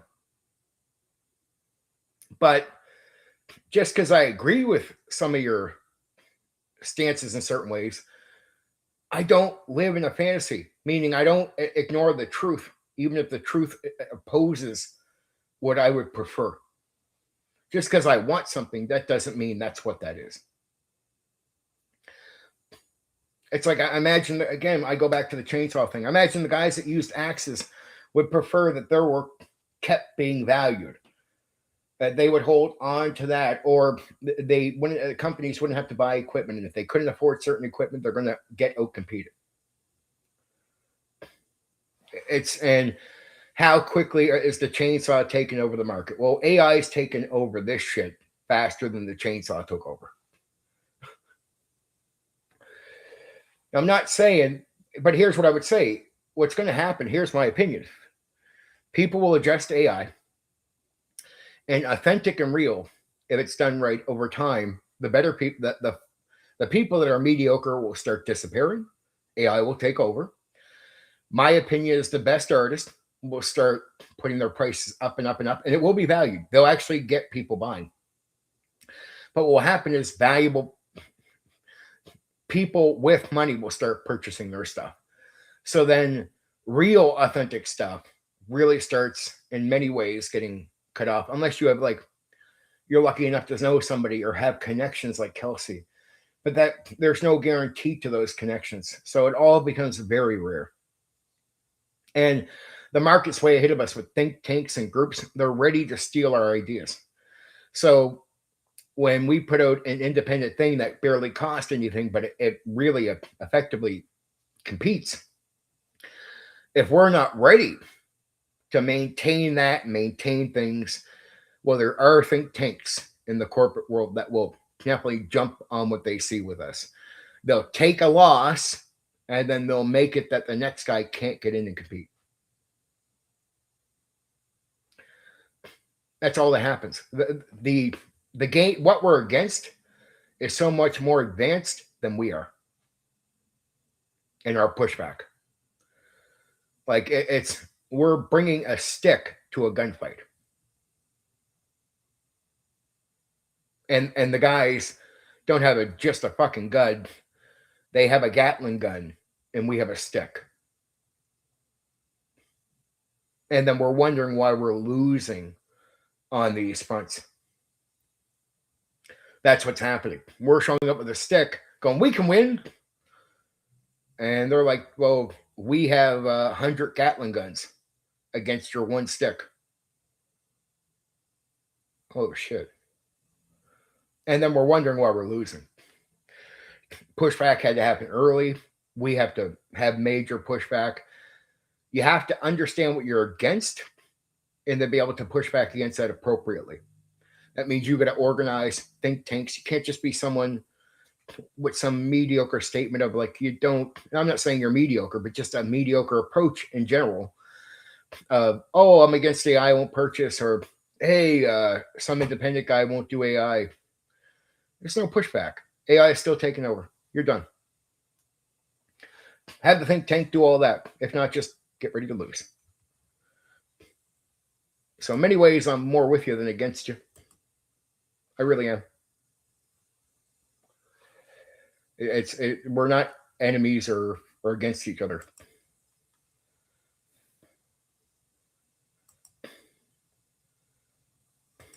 When everything breaks, Adam.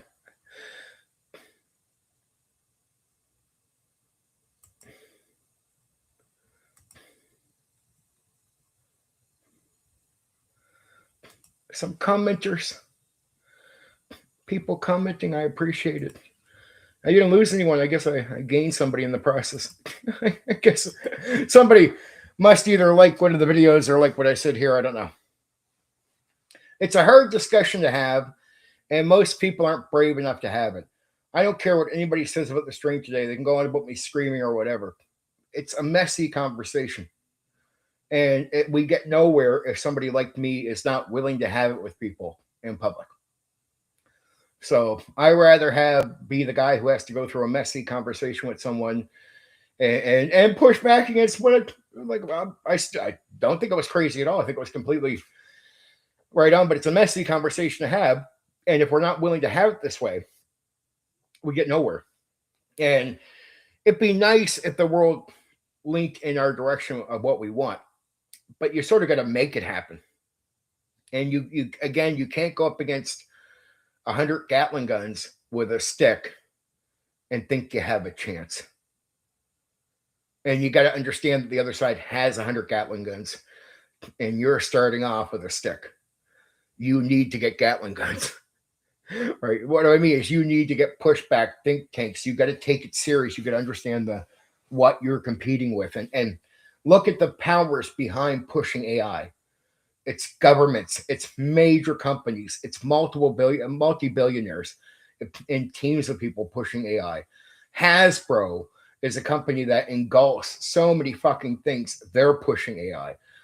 That to be a few individual people in a small portion where the customers aren't on their side and everything else. And how do we push back? Some independent guy just decides not to put his game out so he can be honest. Do you think that doesn't change what's going to happen in the future? So everything keeps going their way with that. That's bringing the stick to the fight with Gatling guns, with 100 Gatling guns. You just gotta counter like with like at that situation. So, and this it should have been done years ago. So the warnings people were giving out to step up and do something. See, people like you might have been out saying, "Oh, I don't like AI." People like me were out calling on people to do something. Get together, think this over, form groups of artists, understand what you're going to be up against going forward, and start doing it now. Don't wait until the shit's already hitting the fan. Because it's like the gated community people. They'll if their life doesn't change, they'll keep voting in ways that just seems bizarre to you. But it's because they're not experiencing what you're experiencing outside of their gate. Like outside of the gate, you're like, life is shit. You can't believe it. You got to live around this. How could they be voting that way? Their life is not shit. They're not experiencing the thing. They're not running into the people. So that they keep voting in a way that it seems bizarre to you. But if you were in that world and you weren't seeing the shit people were complaining about, ironically, you probably vote like normal. You'd be voting what seems to be against your own interest. And they would be against their own interest. But by the time the gate breaks down and the fire hits their doorstep, like many, they'll be like, I'm ready to fight back. I'll be like, you should have did that like 5 years ago, dude. And I'm in Canada where we're exactly facing this problem right now. Until now, original game artwork has been sale gimmicks, but marketing has changed because critters, etc., are so vulnerable to Jedi mind tricks. It's not essential. I don't know. I look at all the pushback, and it's just I'm not into. I don't know what's going on. I'm honestly, the most I can do is help people figure out if there's any pushback left to be had, they have to get deadly serious and they have to think long term, and they can't keep like I keep seeing artists out there saying things that are unrealistic, like, well, just don't accept that. Dude, people are accepting it. So instead of saying don't and just hoping people don't, because that's not working, it's saying, hey man, people shouldn't buy, and they keep buying anyway, and the percentage of people keeps growing that's buying it, and you're saying something and your side is shrinking and the other side is growing. Okay, that's not working. So you got to come up with something else. How can you make your side, what you're doing, more valuable? That's it. Right? Do you have to make less money? And then even as artists start bending into working with AI, they get crucified by the few people that might look their way, but they're not willing to go far enough to get the customers that are buying AI to buy. So they're fucking themselves. They'll be like, I work with a little bit of AI. These guys won't buy my stuff.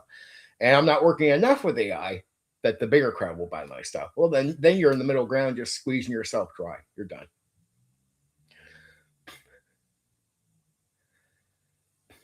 Anyway, I got to get off the AI conversation, but I think that's where I stand. I hope people take what I said serious today about organizing against it, really thinking about long-term strategies instead of short-term, and don't live in a fantasy where you hope something is happening that's not happening. You can't win that game. You can't.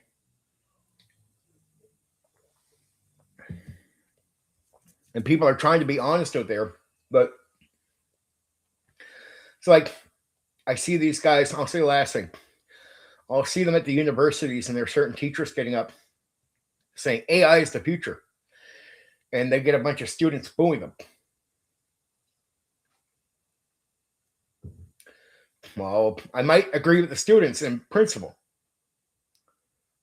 but the teacher's not wrong.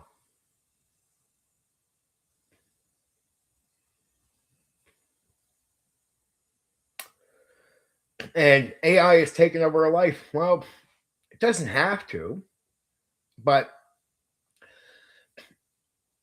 if you keep thinking you can make something go away that won't go away, then you won't fight it in the right way. So if you're going to, I would look at AI and say, how can it work for me instead of against me, instead of pretending I can get rid of it?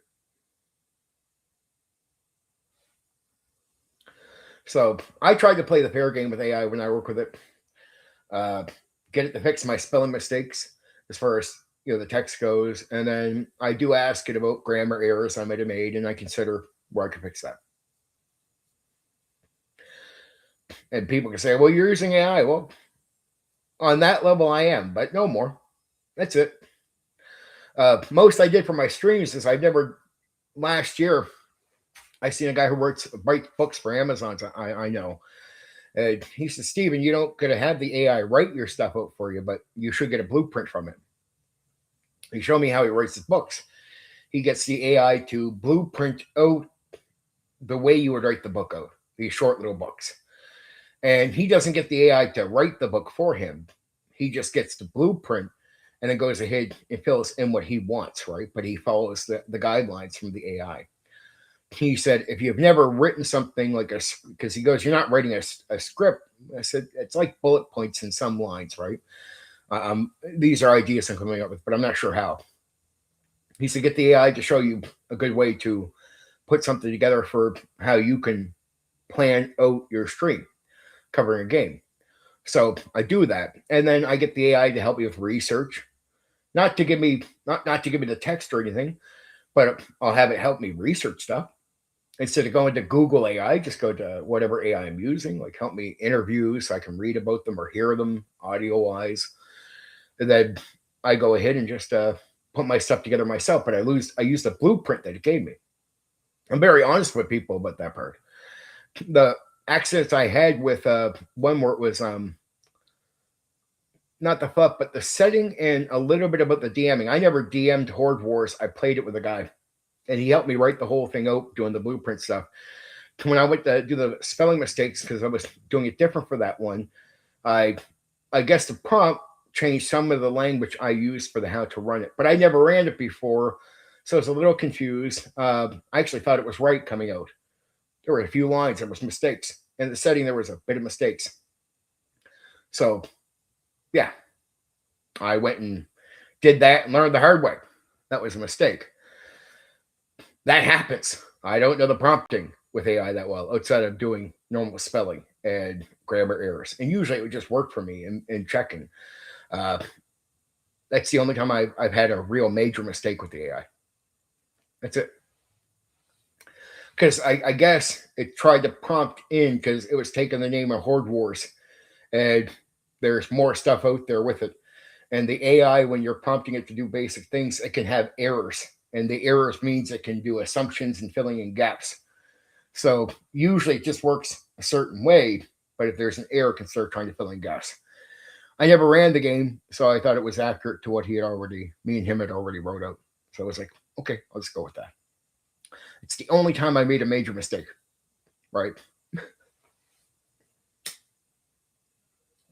And just to clarify, every time I do my streams on the games where I purposely step outside of things I write down and just give stuff off the top of my head, which you can't do if you didn't run the game or understand what players are. Step out, give stuff off the top of my head. I do that on purpose just to verify with people, even though I wrote something out.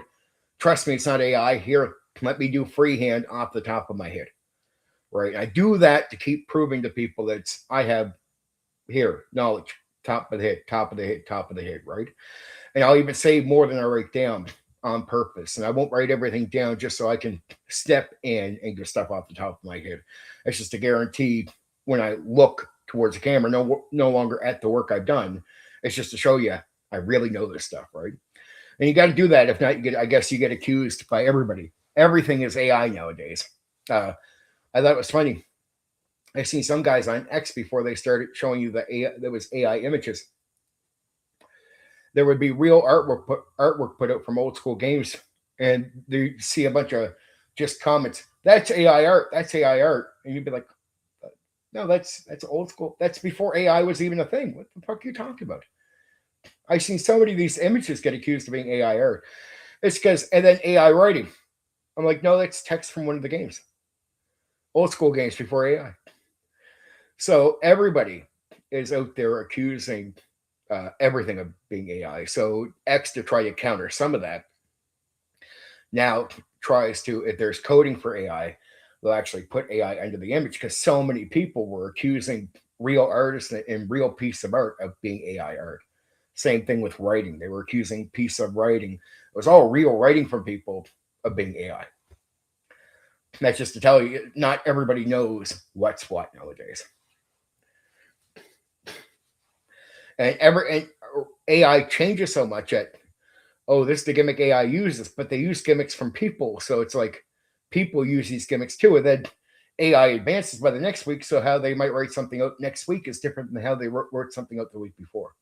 So if you think you know something that tells you about AI, in a week, AI can fix that. Well, then that gimmick is gone. So now how do you know if it's AI?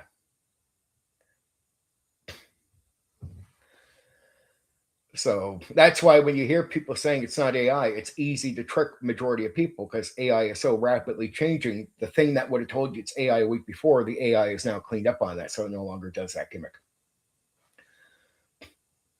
That's why I say AI is here to stay no matter what people say. The chances you're going to know the truth is just about impossible. So what do the customers do? What happens to the customers that keep getting confused? They keep not caring anymore. So what do they come down to? They just go, okay, if it's cool, I'll buy it. If I like the art, I'll buy it. If I like the writing, I don't even know anymore. If I like it, I'll buy it. So they're on the stage of just, fuck it, I don't know enough. I'll just buy. And that's why the customers keep leaning into purchasing AI, then leaning away from it. At least that's what the business world says. The customer base is so confused about what's what. They just got to the point of just going back to old school decision making. If I like it, I'll buy it. Pretty simple shit for customers. And that's why more are buying it than not buying it. It's the easiest way for them to judge. Oh, I like it. It looks cool. I pay for it. Makes sense when you can no longer read the room right.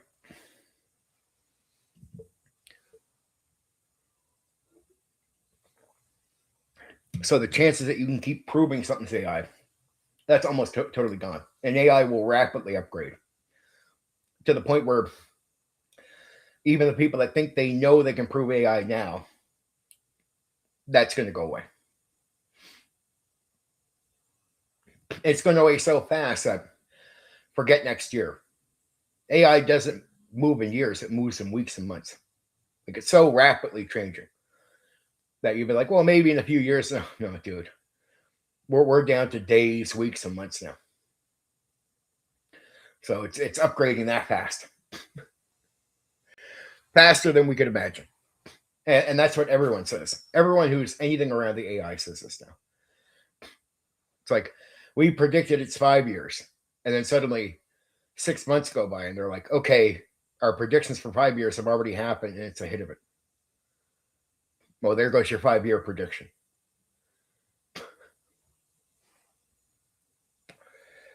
Anyway, enough about the AI. Sorry to bore people.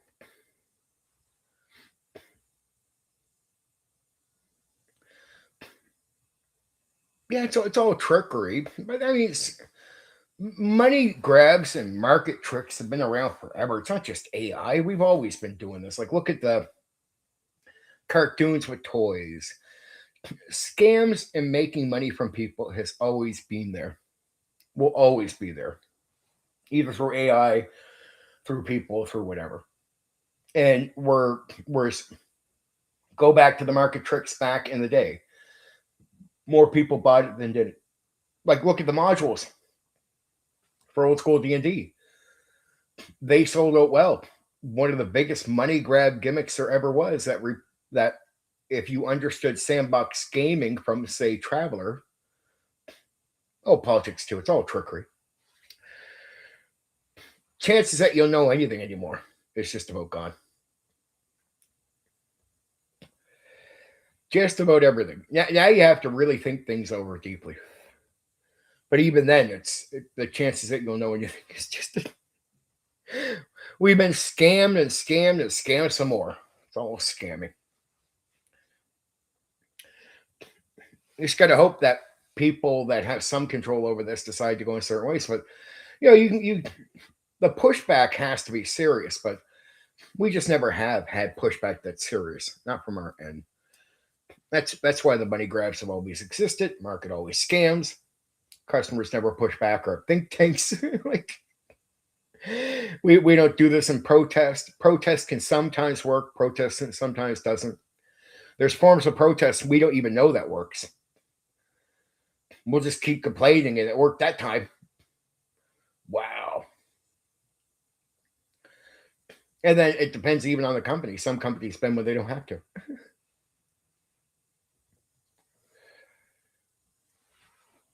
So I don't know. I don't pretend that I can understand things better, but I have some common sense. Like, if you're not winning the battle, well, the most you can do is look at some of the realities that that you're looking at and just go, okay, what do you do? What do you do? Right? You start working with stuff instead of against it. That's how it's going to work. In a way, if you're not going to push back with it with think tanks, all you do is have people that are just dragging their feet. And sooner or later, if their side of honesty keeps shrinking, you lose sooner or later. Like, feet are just getting dragged because you're not pushing back the right way to begin with. You're dragging your feet, and you'll make some other people suffer in the process. You'll hurt some people, you'll hurt some things, but you don't change anything. And we'll have a lot of these clones in the TTRPG hobby. We should appreciate that at one point it wasn't that way, so we got a shitload of games. So what I do, instead of pretending we're going to get a shitload of new games, that's why I've been covering all these old games. Because I figure, well, if we're not going to get a bunch of new games now, let's not forget that we already have a bunch. So at the very least, maybe we can renew some of the old games that aren't touched anymore by a lot of people. Like Bushido. I cover it. We're not going to get a new Bushido. We're not going to get a new unique game. But we got Bushido. We got Space Opera. We got Castle Falkenstein. We got Pendragon still. Right? We have all these games. We have Aftermath, After the Bomb. We have old Palladium games. DC Heroes, Villains and Vigilantes. Sometimes you got to take what's old and make it new again. That's all. And my idea of bringing out a game is the way I've done it is just went, fuck it, I'll do what Steam does. I think that's a trick, but the customer base doesn't want to back it up, but it's a trick I think would work if the customer base understood it. Like, I'm glad the gaming customer base for video games was willing to support a shitty game called Rust Legacy. Shitty, look shitty, played pretty shitty. Really, really bad in certain elements, in certain ways, right? But it had potential. wasn't a great game. It was a game with potential. And people were willing to support potential even when you weren't already there. And I looked at tabletop role playing games and I said, well, how could you be at the bottom and get into the market? Well, that's when you got to hope you have an open minded customer base. They were in the TTRPG hobby, they were open minded in the 80s. And even if you put out a mediocre product because they want something new, they'd be willing to put money to it. But it's mediocre compared to today's polished games, right? It would never sell today in the same way. But people are willing to do that. The chances of you putting out Rust Legacy in 2026 and having the same outcome, even in the video game market, is pretty much impossible, right? So it's one of those things where at certain points in the market, there's opportunities and you got to take them. But at certain points, those opportunities go away. So we can always hope during opportunity periods of time that amazing things get created. But to expect that those opportunities remain, that's what you learn about the market. They don't. So the opportunities to make a bunch of games in the 80s and 70s, great, it happened. Lucky it happened when it did. Chances of it happening now are low, right? Almost impossible. Can't. It's not the same. Same thing with the video game market. We're lucky that Arma 2 with Daisy mod could get where it got. So even Arma's shitty version of a game, got lucky to get support when it was crap, right? It just, we don't have that now. But I could tell the conversation is probably close to over on AI. Keep going on, buddy. It's supposed to be a tabletop role-playing game thing, so let's talk about games. Let's talk about games. I'm going to tell you guys what I'm covering, of course. I'll actually talk about some of the games that I'm actually going to cover that I'm actually putting up today. I just haven't put up yet. So tomorrow is Top Secret. Ed Max Liel was quite happy to hear about this. I'm going to be covering on Sunday, Ghostbusters RPG. The next game, I'll do off script Tuesday, but the next game I'm going to cover is Thursday, Paranoia. This is the golden week. Paranoia, Thursday. Saturday will be Tomb. Sunday will be GURPS. And then my first Dungeons and Dragons news stream will start in June 4th. I'll be covering Dark Sun, the setting. And that Saturday will be Dangerous Journeys. That Sunday will be Star Wars RPG. And then members only on June 10th, members only is going to be Babylon 5 role-playing game. The next D&D coverage is going to be Mysteria, the setting. And we're going to have a focus on Odyssey and the Savage Coast. And then that Saturday is going to be Fudge. And that Sunday is going to be Metamorphosis Alpha. We'll talk about some other games coming up, but I'm willing to talk about other subjects, but I just want to talk about some of this.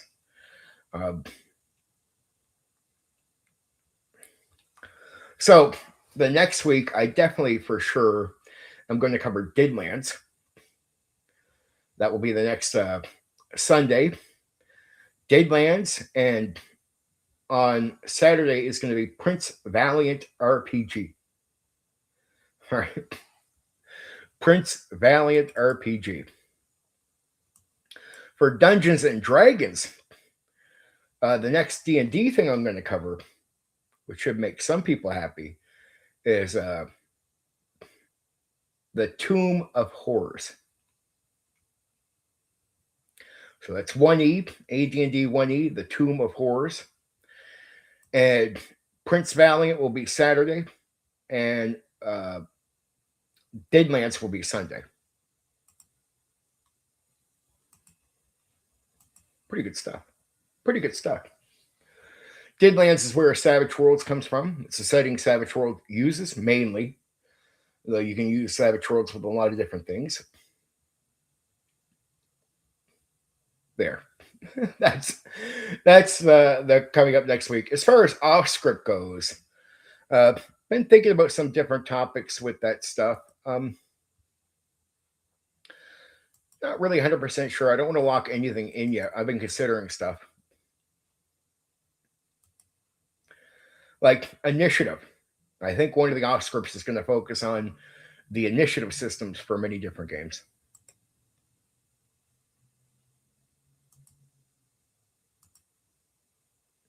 Which would be good. Initiative systems. Mainly, I want to talk about the card one. I think it's really good. I got my own rank system. I'm actually going to talk about the Neo TTRPG system. And the week, I will finally cover the Neo TTRPG system. Prince Valiant, I'm very interested in how that it compares to Pendragon. I hear that. I hear that. I have to go a little bit, but I'm still here for a short bit. I mean, this is open. I know there's only a few people here, but I'd like to run something online where it's actually running live play, but it can be so challenging. I like to run Bushido personally, the feudal Japanese game, because I like the whole social setting with that. Like, I want to see how people handle that in the new school, especially old school guys that usually don't play games like that too. It's like usually you're dealing with combat.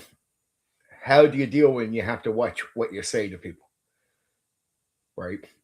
And that's a game that's going to be very heavy focused on social interaction. Though the initiative systems, I heard Shadow Dark has this unique one. I'm going to look into that. I'm probably going to want to talk about that. Even I don't want to cover the game because I've never ran or played Shadow Dark. But I would like to have a night where I talk about initiative systems, and I think I can get away with talking about its initiative system. So I want to look into that and actually learn what it is and make sure I know what I'm talking about by the time I talk about it. But I think my rank system for the Neo TTRPG system is going to be good. And I am going to cover the Neo TTRPG system in full at one point, probably before the end of June. So I am going to do a stream where one of the off script streams is probably going to be a, a cover on the Neo TTRPG system and my changes. So talk about the changes before I officially put it out, get people hyped on some of the things I'm doing and what the game already is. And so people that already own the game, it would probably be wise to watch that one. So I can give you a heads up on stuff, maybe answer questions, do all that, be prepared for that night for the questions a little bit better in detail. And then talk about the add-ons I'm putting into the game, right? In detail, like go into the add-ons. So if you already own one of the systems, here's what's going to be going into the overall system.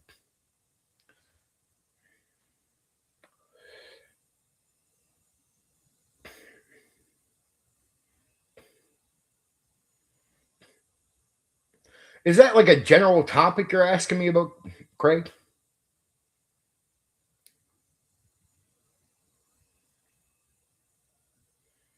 Or is that to do with the Prince family?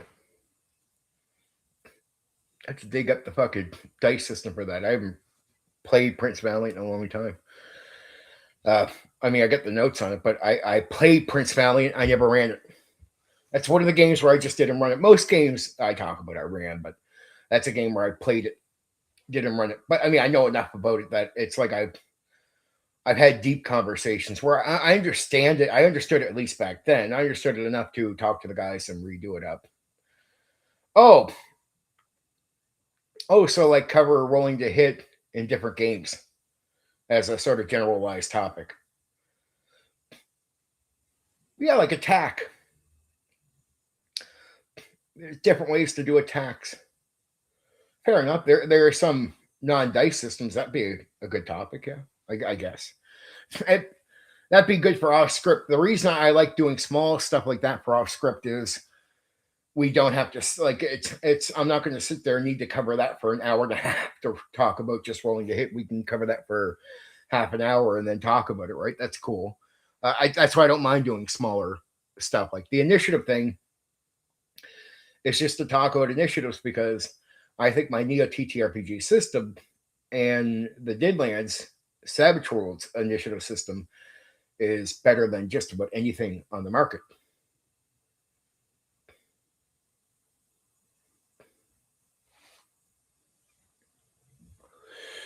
Oh yeah, okay, I know what you're talking about. Yes.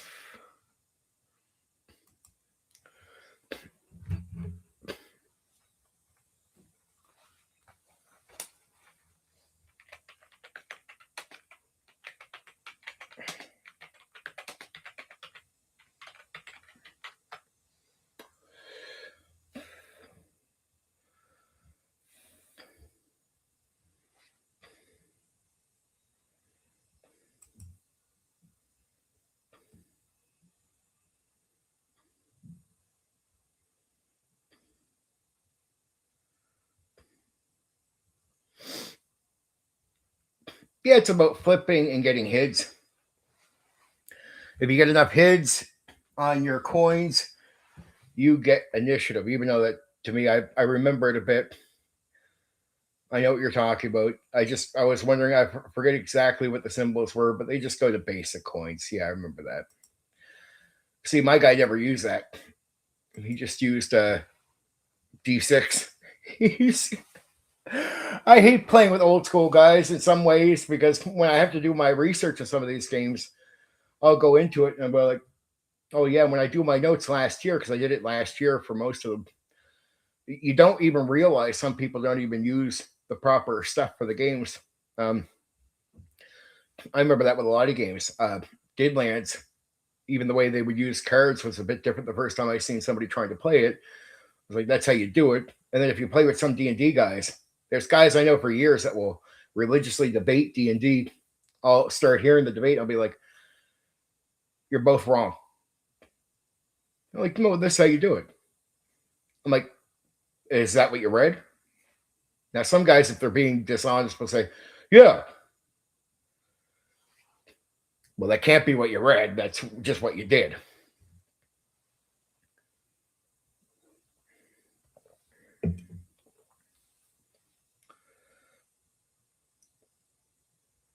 I can imagine missing, but on the coin thing, yeah. There's some gameplay things they use in some games where I'm just like the diceless systems, very different in experience. No, it's where people drop certain. They like overall ideas, but they drop it, and they don't even tell you that they're not using it. And then when you read it, you can sort of read it. Some people read stuff to a point. Some people trust. You got to be honest when you talk about subjects like this because nerds are so picky in the hobby that I got to do notes, and then I have to remind myself later in the notes because when I do coverage on a game, notice how I always hit it out of the park, Craig. It's because I check everything before I do the stream. I check everything. I check everything because I know my fellow nerds will pick everything apart. If you notice, almost every night we've done a stream, I usually draw people that like the specific game and have actually DM'd it or game mastered or even played it a deep way. And I'm always happy that they're very pleased with the coverage. But that's just making sure I get the notes right. Right. I've had guys where I do certain videos, they argue with me. Or even the guys that said the sandbox thing. I said, that's how you do sandbox from Traveler. They're like, I play Traveler. It's not how you do it. Yeah, it is. That's how you do it. If you play Traveler, that's exactly how you do it. What the fuck are you talking about? That's how you do it, baby. Right? That's how you do it. But yeah, I got a lot of games coming up. So many games to cover. Not all. I don't have a. If you looked at my list, you'd be like, "What about this? What about this? What about this?" I've shown a few guys my list, and they're like, "What about this game?" Like, dude, what did I tell you? Oh yeah, you only cover games that you played or ran. Right. So I need to have played or ran. That's why my list is limited for the old school games or limited for the 2000 games. But I'm trying to like this year. By the end of the year, I'll have played at least over 30 different games that I've never played before. By the end of the year, I'll be able to say over 30. But in short runs, like 2 or 3 sessions each, where it's a few hours each. It's just to get to know the game so I can actually say I've actually played it, understand it, understand it truly from playing it. So I'm not full of shit. And then be able to do the coverage on it. It's really important to me. It's important because I'll be questioned or challenged on things, and I need to know my stuff and get my notes right. It's the reason when I do the coverage, I'm never worried about being challenged because it just as long as you're not, you make sure you're not full of shit when you do this stuff. You don't get all worried that people are going to challenge you. Like I do these, and I know the nerds are watching. It's like Cyberpunk. It was the most. That's the one where I was told I was wrong. The one that at least someone I heard. I've been told one YouTuber by somebody said I was wrong. When I heard what I was wrong about, like I remember we had two. You were here, Craig. We had two Cyberpunk game masters, two experienced guys. They liked the coverage of my Cyberpunk start to finish. Loved it. These are two guys very experienced with the game. At least one guy had 3 years. The other guy had like a whole bunch of years with Cyberpunk. So I had two guys really, really fucking deep on Cyberpunk. Very happy with the stream. What did I get told that I didn't know the game? Because the Secret Service thing, and supposedly I didn't mention a certain movie that was related to the game. But I did. I just didn't mention it right away. I mentioned it later in the stream. Missing is too abstract for me. Win, lose, or drawing, no damage at all. I need to know.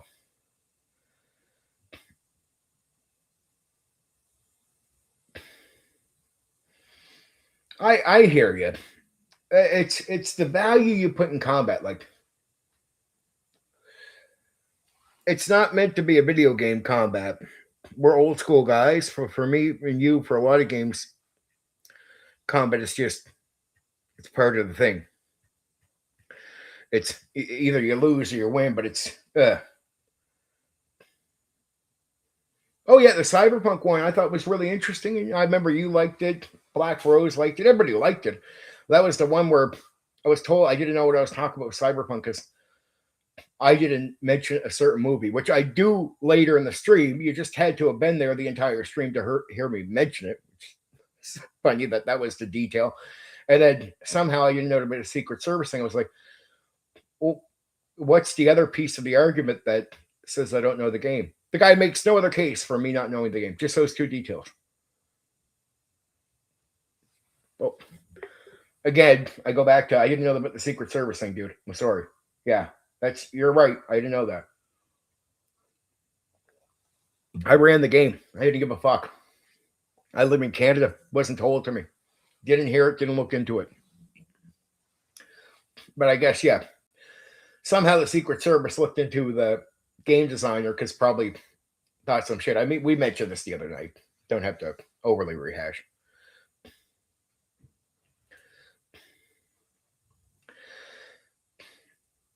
It depends on the people, and it always comes down to these games, the experience and the enthusiasm. Gangbusters can be spotlighting effect where you're splitting people up. That game, if people aren't bought in and enthusiastic, even when it's not on their turn, you can kill the game. So it's really on the players, really. A lot of games, it's on the players. As long as you got a good game master doing it right, then you're left to the players to what energy do they bring? How much do they care about the stuff going on, period. And as long as you're doing everything right, like you're giving a fair amount of time to each person, you're not spending too much time on one person before you jump to the next because there's a lot of splitting up. Oh, yeah, the Steve Jackson court case. It's like I heard one guy I did my travel stream the other night, and then I heard a guy did a hex travel for AD&D 1E, which is just hex travel out of the book. I don't mind that stuff. I find a little bit of hex travel boring. I just like to make up shit myself. To me, it's about the experience. So random is okay, but some elements I don't like random because I'm worried about the experience more than I'm worried about random. So instead of worrying about the rolling to see if there's going to be an encounter, It's me deciding if an encounter is going to even be at a place because I concern myself with the experience. And if the experience would be hurt by nothing happening, well, then I got to make something happen.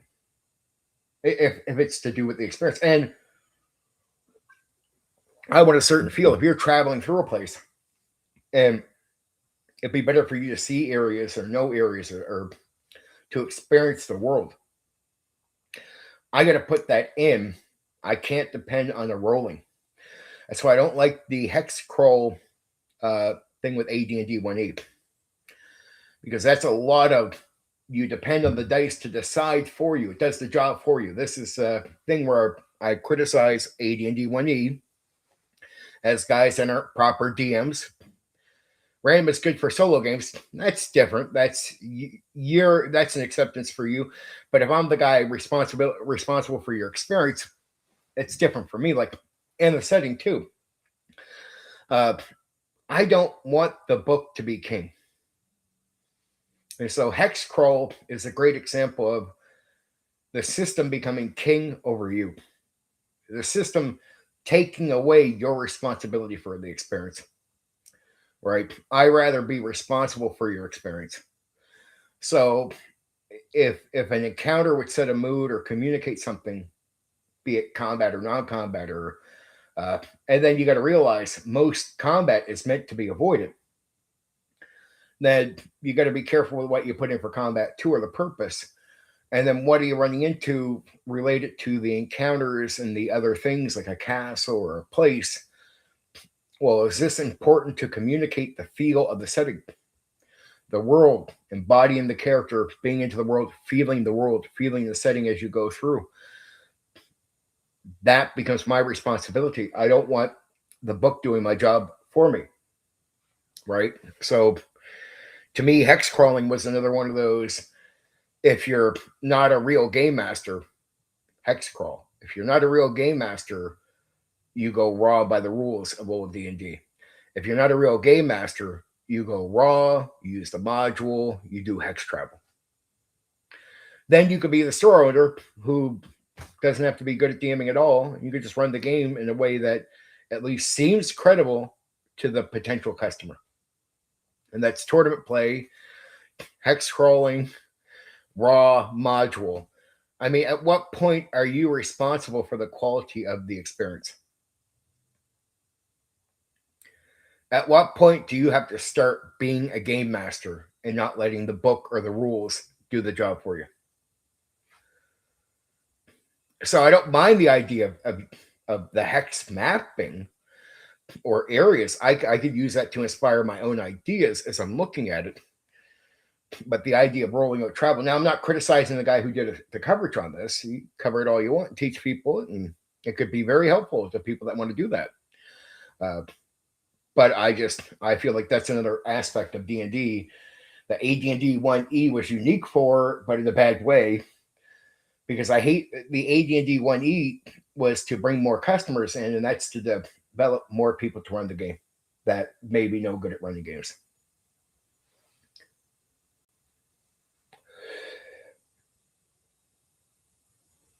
Yeah, for random, for solo is different. I don't do solo personally, but I get it. Random for solo is almost necessary. But again, this is where AI, I think, will take over solo play. Solo is perfect for AI. If we're going to see any advancement in AI and TTRPGs, it's going to have to be in solo world. You know it's going to be. It makes sense. The two should marry each other. It's already set. But hex crawling, I don't know. I don't like the book or the game doing my job for me. If I'm responsible for your experience with the setting and the feel and the everything else, well then, if a dice told me there's no encounter there, or there's not a building there, but realistically, if I keep skipping over these things because of dice rolls, you're no longer feeling the world. You're no longer experiencing it, the excitement properly where an encounter should be. In my judgment, to get that right, and be able to be a good game master. If I leave that to a dice roll, the the book becomes king. The if I just go to module and run the module the way it is, run it raw and use hex crawl, the game is king. I'm a middleman between the game and the players. My role is diminished. The quality of my talent is diminished. And it's I think it's one of the main only additions in D&D 1E, AD&D 1E. Only additions in TSR where you could get away with being like a 5e DM now. 5e DMs could easily, the book is king. The book can run the game. You're a middleman. That's why the more of a middleman you are to the book, the more AI could take your role. Like if the book runs it, AI can run it. If the module runs it, AI can run it. If random hex crawl dice rolls run the encounters and the experience that way, AI can run it. The second it's on you to measure out where an encounter comes in or where people see a building, then AI can't so easily take your job from you. That's it. That's if you want any counter to AI as a game master, your talent, skill, timing, understanding of the minds of the people that are playing the game. If you want to separate yourself from an AI easily taking your job, you got to get good at your own time. You got to do that. If like AD&D 1E, if the book runs the game, if the module runs the game, if the hex crawl dice rolling runs the travel, AI can take your job. And what kind of person are you? Are you really a game master or dungeon master? Well, doesn't that whole method of running the game counter the statement that Gary Gygax makes? The DM is king. Well, if the DM is king, but the book runs the game because you run it raw, the book is king. If the module is ran exactly as the module is king. If the hex crawl dice rolling again, the game is king. You, the DM, are not. You're a middleman who does a slight bit of work between the players and the book and the game. Now, what I'm saying is not untrue. It's true. That's a middleman. 5e is the same thing. You're a middleman. 3e is almost the same thing. You're a middleman. Second edition AD&D, back me, in the original D&D requires your timing, what you do, a lot of your own skill. And some of these things can be optional, but you can throw them to the side. It's mostly your skill, your talent as a person running the game. AD&D 1E it acknowledges that in original D&D and BECME, just like with WotC D&D or WotC editions, there was a lack of DMs. That's what you find out in the old school. You don't really understand that unless you're from that era. There were home DMs. You got your home groups, but for the public setting where the majority of players were, there were very few people running games. So what do you do to make sure you got more people running games and that you can sell the game? You create a system where you have a home version of AD&D 1E, which is typical TSR. So the home version with the optional away from tournament play, that's still talent of the DM.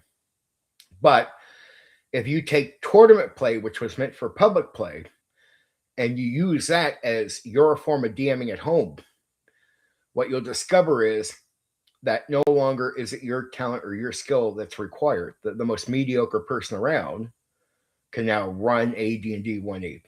The guy with the least talent in the room can run it, and the experience varies. There's no guarantee you're always having a great experience. Like, if it would have been more appropriate for the experience to experience the land, the place, to have a certain building in a certain place, it might not be there. If it was better to have an encounter over here, it might not be there. Right? So then you're depending on dice just to create an interesting thing, but it doesn't always. It varies. Sometimes it does, sometimes it doesn't. I don't like that. I don't like that. I prefer a game that requires my talent. That's it. It's always going to be the way it is. And old school was that way. So AD&D 1E is exception, but it's only exception in tournament play. Outside of tournament play, at home, if you take all that stuff off and run it the way you want, you're DM, you're king. Then you're responsible for the outcome. So if the encounter isn't rolled for the hex, you're DM king. DM as king means you step in and put an encounter in there, even if the dice didn't roll out that way, right? If so it's DM king. With tournament play, DMs would drop their responsibility totally, even at home, or even in normal public play outside a tournament. I would see DMs all the time. Oh, there wasn't an encounter rolled up. Well, dude, that's not an excuse to not give a better experience. If you realize that the encounter not being there means your players have a worse experience, that you are still responsible. Even though I see a lot of guys that would do that stuff would say, well, it's not my fault. It just didn't roll out that way. I'll be like, dude, are you responsible for the experience? Well, yeah. What does that mean then? That means if you didn't roll, and it ruins the experience, it's your fault. That's taking responsibility. So you don't depend on automatic things doing that for you. I don't like things that generate stuff too much. That's why, in one way, I don't mind the AI. But the more you can generate something, the more the AI can replace you. That's why AD&D 1E tournament play, AI can do. 5e, AI can do. The way I run the game, AI can't do it.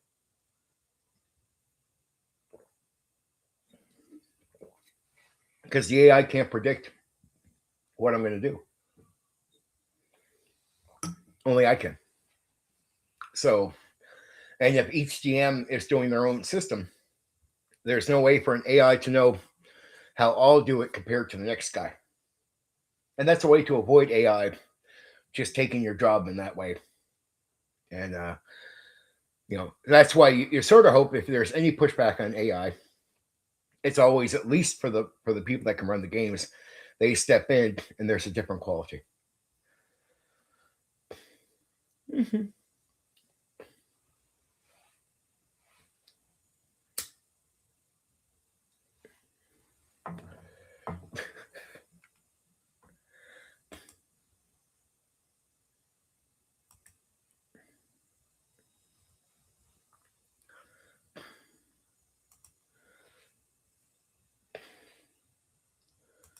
Just checking out my notes for the games coming up, which is going to be good. I don't want to talk about anything right now because it's not going to start giving shit away. Try not to be too boring, but that topic was interesting. The AI discussion. I'll probably have some people that will be in an echo chamber calling me crazy after the talk. Sure, go ahead. Doesn't hurt me. Call me crazy all the time. I don't care. I'm okay to be called crazy. I don't mind it. But none of the guys that call me crazy would ever have the courage to have the conversation I'm having. So they do not have the courage to have the conversation in public.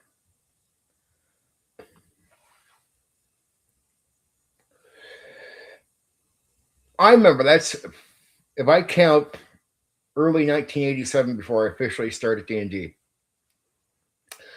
For a guy to give me the experience, he said, my buddy John, he said, let's try a game where we just use a D6. I'm just going to run you with a character you can make up because you can say whatever it is.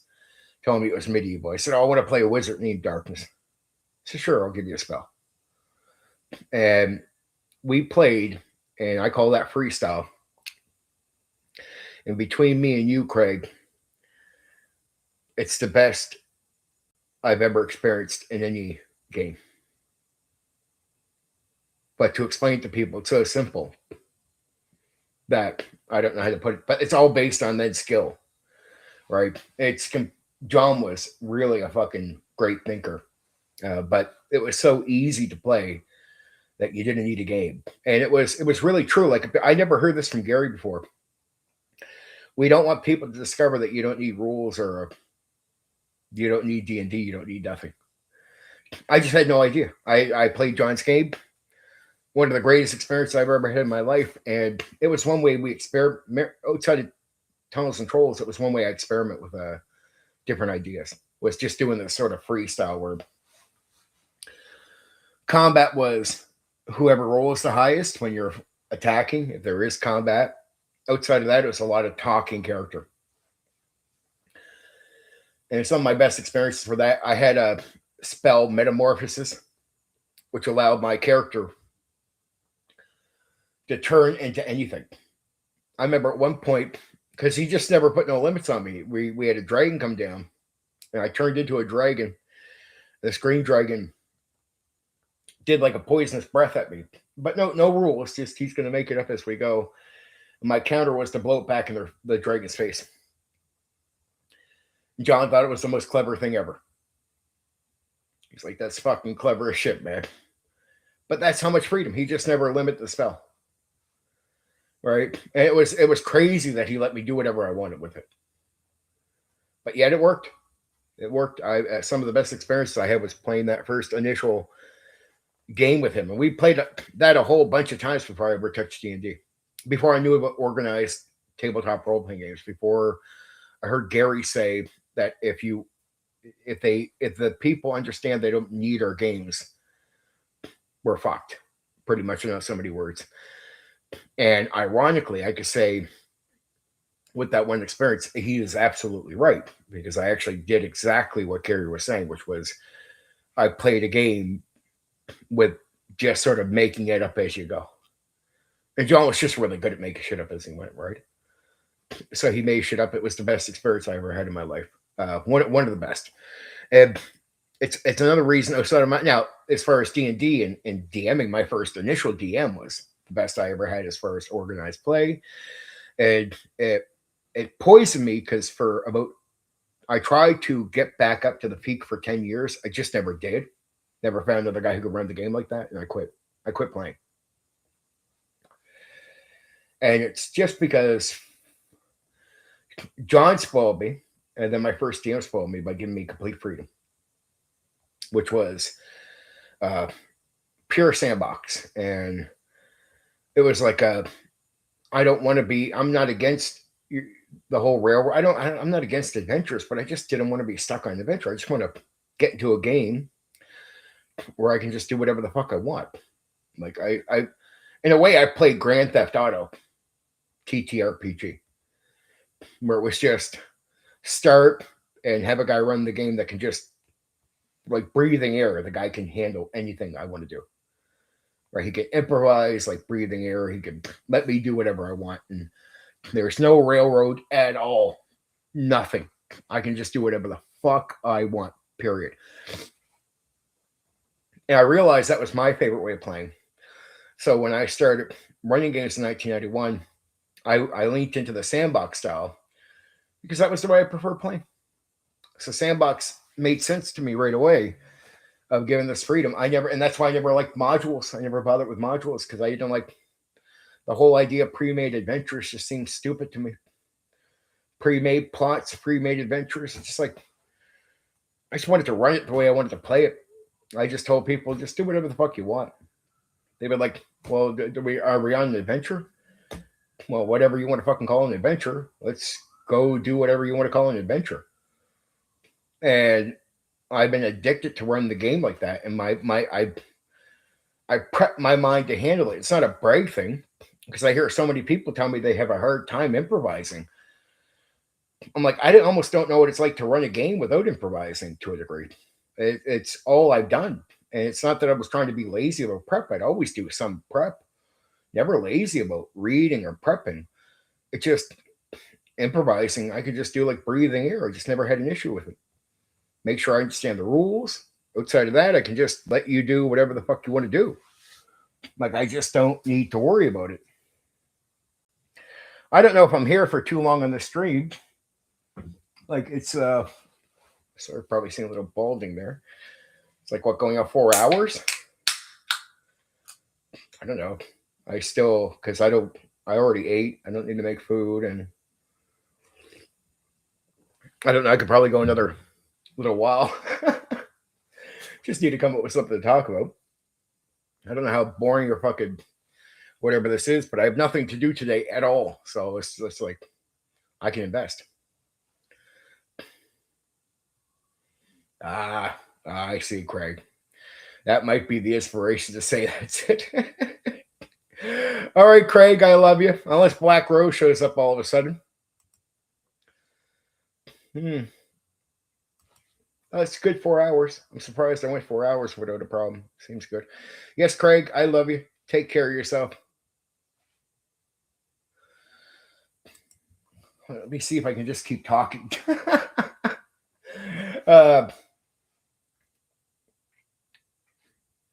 On stage in front of people, totally fine.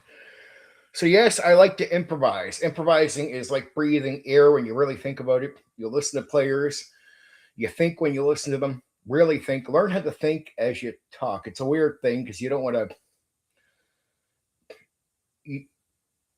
Oh, you will. You will. You'll see me tomorrow and the whole weekend for the game. It's Top Secret and Ghostbusters RPG. That's, I think a lot of people want to hear about that one. I'm excited to cover that one because I'm surprised at the reaction. I didn't think anybody. I think there'd be a lot of people that would want to hear about Ghostbusters, but I guess a lot of people want to hear about the Ghostbusters RPG. So that's going to be fucking good. Improvising is like being able to think, but you don't want to. I always advise the game masters never think when you're listening to players in the game. Meaning, never try to be coming up with an answer every time they talk. It's the worst thing you can do because you can forget what players are going to tell you. It can go over your head. Players, and this is where some game masters, players will tell you something, and the players weird it out. Like, why aren't you reacting later to what they said? It's because you're trying to think while they talked, and you can't do that. Learn to listen. Learn to trust that you can still improvise even when you're not thinking in a panicked way. Improvisation is something that will more naturally come to you. The other thing when you're improvising is don't be afraid of pauses. It's okay to pause for a moment when you're thinking about the next thing, right? Players will give you breathing time. A lot of guys panic and thinking, what if I don't come up with the thing right away? Dude, you're going to come up with it. Listen to players. Players will usually help inspire you, but you got to listen to them and not think over their words. That's really important to improvising. It's not think over players' words. You want to hear them out. You're going to let them do what they want. You're going to be afraid that you won't come up with an idea. Well, if you listen to players, if you know the rules, you're not concerned about that. You know where they're going. You know the actions they're taking. All that will get something out of you, and you just need to trust yourself at every part of a tabletop role-playing game when you're doing that. It will always come to you. But here's what will happen to guys. Even though that works for them, a lot of guys will still be able to do that, but then the next time they go to think about doing it, they'll be scared, then we'll come up with an idea. Most of the time, when I hear people say they're worried about improvising, it's not really because they failed. Improvising is something people are afraid to fail at. It's not that they failed, they're just afraid to fail at it. But what got my confidence up early on is you don't really fail at it. Like, what if they go the other way? It's like the quantum ogre. So you have an encounter or a place they're going to go, and they're going to go the other way, but you could think I can just sort of force the encounter over here. Well, guess what? You don't have to. And you can actually, it will work out. They go the other way. Well, they're not going to go to the thing. Fair enough, but that's part of improvising. What if you have it structured for them to go to the tower? This is where you social contract with players is important. If you have a railroad, I hate to say it, you have to admit it, right? You have to tell your players a social contract, meaning railroad means they got to get to the tower. right? You got to be honest. They got to get to the tower. If you're willing to give them free reign, that means they don't got to get to the tower. They never have to go to the tower. Now there could be consequences, but you make sure you understand what that is. But you as a game master need to accept it. A little bit of prepping as far as ideas, concepts, notes, encounters you can do. But you got to let the game go where it goes, and you can bring like an NPC in, and you got to trust yourself to go out into the wild as a game master. It's like, well, if they're going this way, what are they doing? You don't know.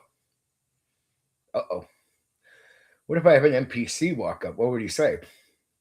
Well, here's what I'd say to you. You're going to be random. Random? Well, I just have the NPC say he's going here. What you got to trust is it's like the plot thing that I tell people you can create when you got pressures in that. Trust yourself that ideas will come.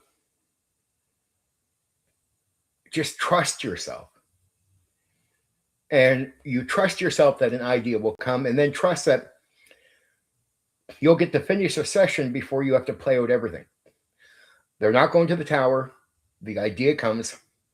Remember, between sessions, now you can work on that idea and you can twist it.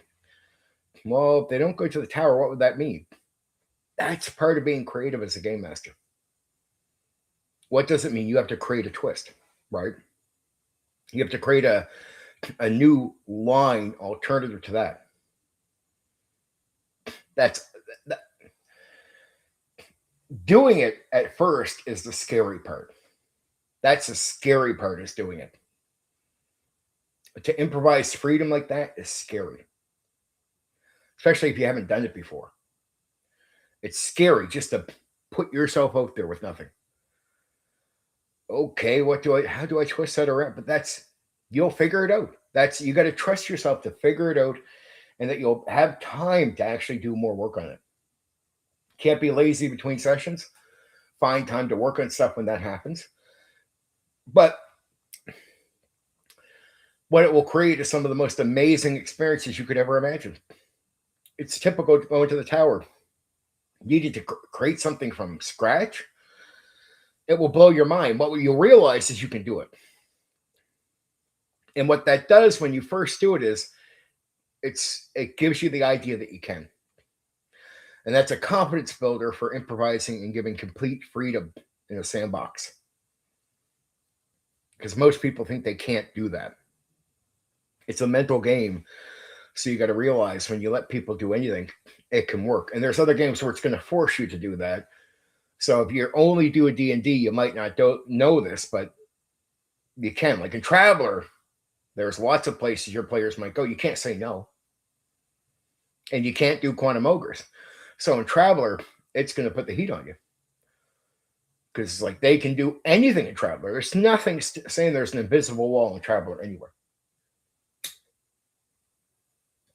And you're not meant to prep a lot in Traveler. You prep a little bit. And then you make it up. Traveler, for example, is an extremely improvised game. If you never ran Traveler, you don't know that. But Traveler is a game that actually expects you to go into the fucking wild with your mind. But what you find out is you can really push it that far. And it's great to discover that you can do it if you don't do it. It is great to discover. It's like I've seen some guys online talk about things like interaction. They do third person. I'm like, let me guess, because you can't do unique voices. And they actually think doing unique voices is something they can't do. So they get nervous. And I'm like, have you done tone change? Have you talked to your players afterwards and get that they accept the female merchant as female? Are you awkward in speaking that way? What builds your confidence up is doing something and then realizing it works. Most people back off of things in role-playing games because they assume it doesn't work. They get afraid of it, and then they don't want to fail either. Like it's taking a chance of falling on your face. But most of the time, you actually don't fall on your face. That's what builds your confidence up. As a game master, it's very important to know these things if you want these skills. You want to be able to do social interaction. You want to be able to improvise. And if you can't improvise or do social interaction, 90% of the games outside of D&D in the old school, you can't touch. So I do a lot of cover sharing games where people I don't think realize most likely the reason they haven't played or touched them is because it would expect you to improvise, it would expect you to do social interaction, and you got to do that pretty consistently, comfortably with those games. So when I cover games here, guys, remember these skills are very important, but you discover that you can actually do them. Like it's a mind game in a way of, it's a mind game for the game master, not just the players. And the players are already challenged. So understand that it's a challenge for you to step out and improvise. And it's okay to challenge yourself the same way players are challenging themselves, because you got to think about it. Players are going into your game blind. So every step for them is scary. But guess what? Players understand they can do it. As a game master, when you start improvising, it's the same thing as a player stepping out into the unknown. It's so important to be able to know you can do it, right? If you never do it, there's just so many things you're cut off from. So it will, if you can't do it, it pigeonholes you into a certain kind of game. Then you got to do modules. Then you got to do railroads. And that you're stuck to them. You are absolutely stuck to them. There's not much you can do outside of them, right? If you don't got freedom. And what's worse is seeing guys that will try to run games with complete freedom. I've seen guys do this with Traveler or something, where they got you on the line and they try to treat it like a railroad. They're stuck there. You don't want that either, right? You don't want to be stuck in railroad mindsets where you're forcing players down a certain like path, right? You don't want to do that ever. I hope I'm not getting too preachy here. I think it's good to learn how to think this way, right, as a game master. Because I see so many people out there that are just afraid of these things. They're actually outright terrified of stepping out of that zone. And that's why it's like a guy who uses hex crawl for travel, right? Important that you don't. But I do realize that it is coming to an end. I figured I'd finish off with that. I think it's pretty good. It's a good heads up at the end. So if anybody ever stays to the end of the stream, they'll hear me talking about improvisation and social interaction being important for most of the games that I cover on here. So tomorrow night, it's going to be Top Secret. And then it's going to be Ghostbusters. And that's going to be it. Okay.